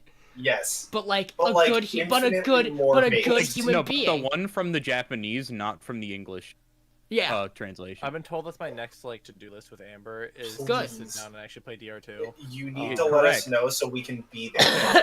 I don't know Okay, how long next we'll be able to time- be there is the problem. So, here's the problem. It's gonna take place either via my fucking Steam Deck at her house, or it's gonna take place Fair enough. here when she's over, or Fair on enough. Discord. So I will do my best to include you guys in the slow journey, but you will also get updates via message as it happens, regardless. I Hey, promise. Michael. Kawagoe boys sing. Oh! Yeah. So yeah, this is a show about some boys that are going to sing. Maybe. They don't want to. Like 2 of them want to. Not in a Like choir 2 and on a half of stage. Well, yeah, I guess. so our None of the original trio. our main character, you could argue, is a nepo baby. His mom is the principal of a school. Nepo baby. Oh, I I'm sorry. think You said it's an main. all-boys you school. said I don't know. you said main It's a character, school. and you were giving much more credit to this man than I would have, because I consider the main character a boy who sings in a cardboard box. But that's Yeah. just My me. funny thing is you said maybe. Yeah, so because I'd argue they're both the main character because Sure. it focuses kind of evenly on both of them. But one of them is significantly less enjoyable. But yeah, so he is a like 30-year-old guy who's really into music and is also cringe as fuck and thinks of himself too highly. He's And like, was a yes, conductor? he was a conductor for like a really good orchestra, but was also like an asshole or something, so he got fired, and So no one wants he to was a rehire him. conductor.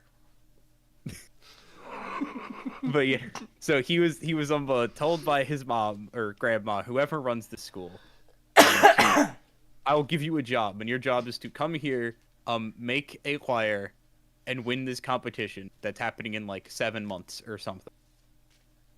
And he went, huh? And then we went, huh? Good. And then he And- goes, I mean, I guess. And then And La then he goes Creatura around and appears. finds boys. And then he goes around and finds boys at this school and goes, you can sing. join my group. And they go, no. He goes, you're joining the group. And then he finds a way to either guilt trip them or get them in enough hot water that them joining is better for them than not joining, like for their continuation as a creature. So in episode 1, he goes to buy Conolays. Oh god, not Conolays, not again, never again. And here's as he gets to be called Cardbochi, because he sings in a cardboard box. Actual main boy, who's our little twink. And then he has 2 friends. They are a throuple. You cannot argue otherwise. He is the twink. And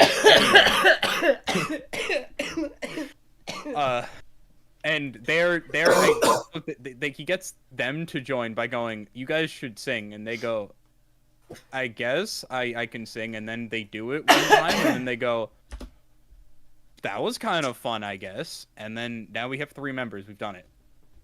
Episode 2, we meet the most stereotypical large boy that is very effeminate. How effeminate? Yes. And also shit bitch asshole fucker fuckface, I hate him. Who is rich, and his only trait is that he is rich and an asshole. Yep. And needs everyone to know he is rich and an asshole. And this episode mainly focuses on Big Guy because like he's trying to be scouted by like the weightlifting club or whatever, and he goes, nah, I want to sing. So like he's one of like 1.5 people that want to, or two people total, because you have 1 and then 2 half people or something.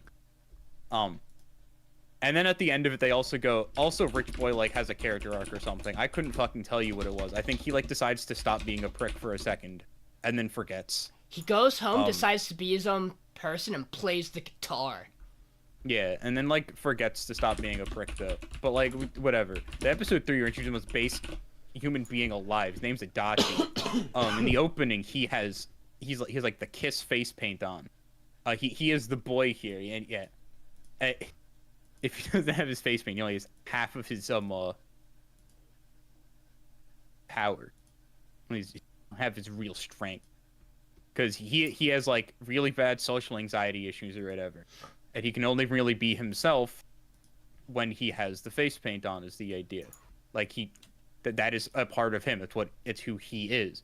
And the world keeps going, nah, fuck you, that shit looks weird. And he goes, fuck you. I think it looks cool. And also he, like, gets a pompadour when he does it or something. I don't know. And essentially the way they get him to join is the principal goes, if you join, you can have face paint at school. And he goes, fuck yeah, doing it, joining. And like he's like a pretty good singer, I think. Like he like also likes to sing, so he's like another half or something. I don't know. We got like 2.5. We got like 2 to 2.5 people who want to sing here of our 5 or 6. And also in episode 1 they decided so a thing you like do while singing, like an important thing to be like a good singer that can like maintain stamina and stuff, is they do like 2 types of singing. You got your chest and your head, I think is what it is, or whatever. Your head voice and whatever is when you sing really high, you can like feel it in your throat. That is how you hit your higher range, and you should not sit there constantly because it hurts your throat and you have less control of it. Chest voice, where your diaphragm does diaphragm. I'm saying diaphragm intentionally. Okay, I was gonna say. Like, I was like, I know. You just triggered an Arcanine part of my brain, and I was not ready for it. But yeah, that's like where your voice is like good, and to like be able to tell that you're like actually like using the diaphragm correctly, you can like feel the chest like around like the stomach. You can like feel it raising and lowering as you're singing, and as you're like inhaling and stuff, you're actually using that muscle. And it's important things you can like feel it's happening. And what old guy does is just feel up small children to see if their diaphragms are working, and it's very weird. I too want to. He just walks in and goes, yeah. I too want to diaphragm this man to death. Yes. I brought this up after watching episode 1. I only needed episode 1 of seeing this man to compare him. John, have you seen the TikTok of the guy who does suit fittings on The Boys? Yes, I have. Yeah, he's that guy who just touches the kid all over. Is very uncomfortable. a And little at least, too personal. at least in like episode 2 or 3, they're like, "Hey, you should stop." That's Michael, bad. he is a character that I would have expected to see in Nodame Katabale. But somehow all the conductors in that show are better than him, and that's crazy, because the leagues of characters that are not good in that show is immense. Oh, but Nodame is a good show. You gotta like look at the mouse score. I mean, It's yeah, like an if you 8 or just something. I don't remove know. it, if the show was just Cantabile, it'd be much better. No, or if you are the intended audience and you go, God, is he hot? True. You know what? I wasn't the intended audience, and I still think that. Man, Michael, I don't want to say this show's hot garbage, but it might be hot garbage, my man. No, it's not a good show. It's just like the singing's kind of good sometimes. Yeah. I mean, the song he sings in episode 3 is rad. That's good. Oh, like, I he like goes like that. fucking He's crazy. like, yeah, he's by episode far 3, the Adachi's coolest. great. Adachi's by far the best character in this show. Episode 3 is by Yes. far the best episode of this show because Adachi's just good. Shoutouts to the fucking horrible shower scene in episode 1. Yeah, what the fuck was that? You know what I make the habit of doing? Walking into the boys' shower room as a female. And then, like, they yell at them to cover up as if they didn't walk into the goddamn shower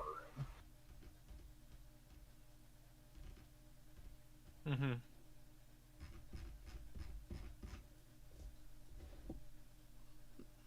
I mean, I don't know if we have much else to say. If we don't, I'm waiting on one vote, which is probably Michael, because he was talking. Yeah, I was talking. Oh,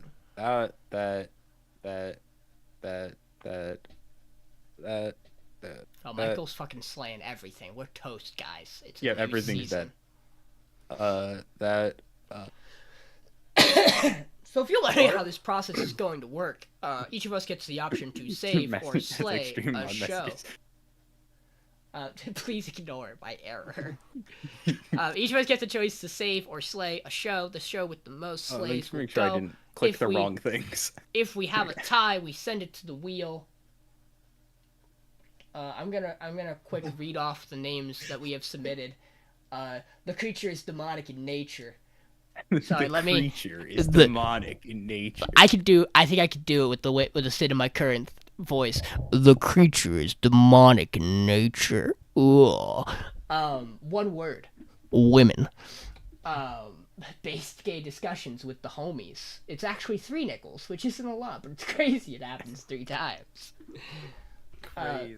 Yo, you might find I it hard forgot to... that our dating story has a bit where he's really into cars. Yeah.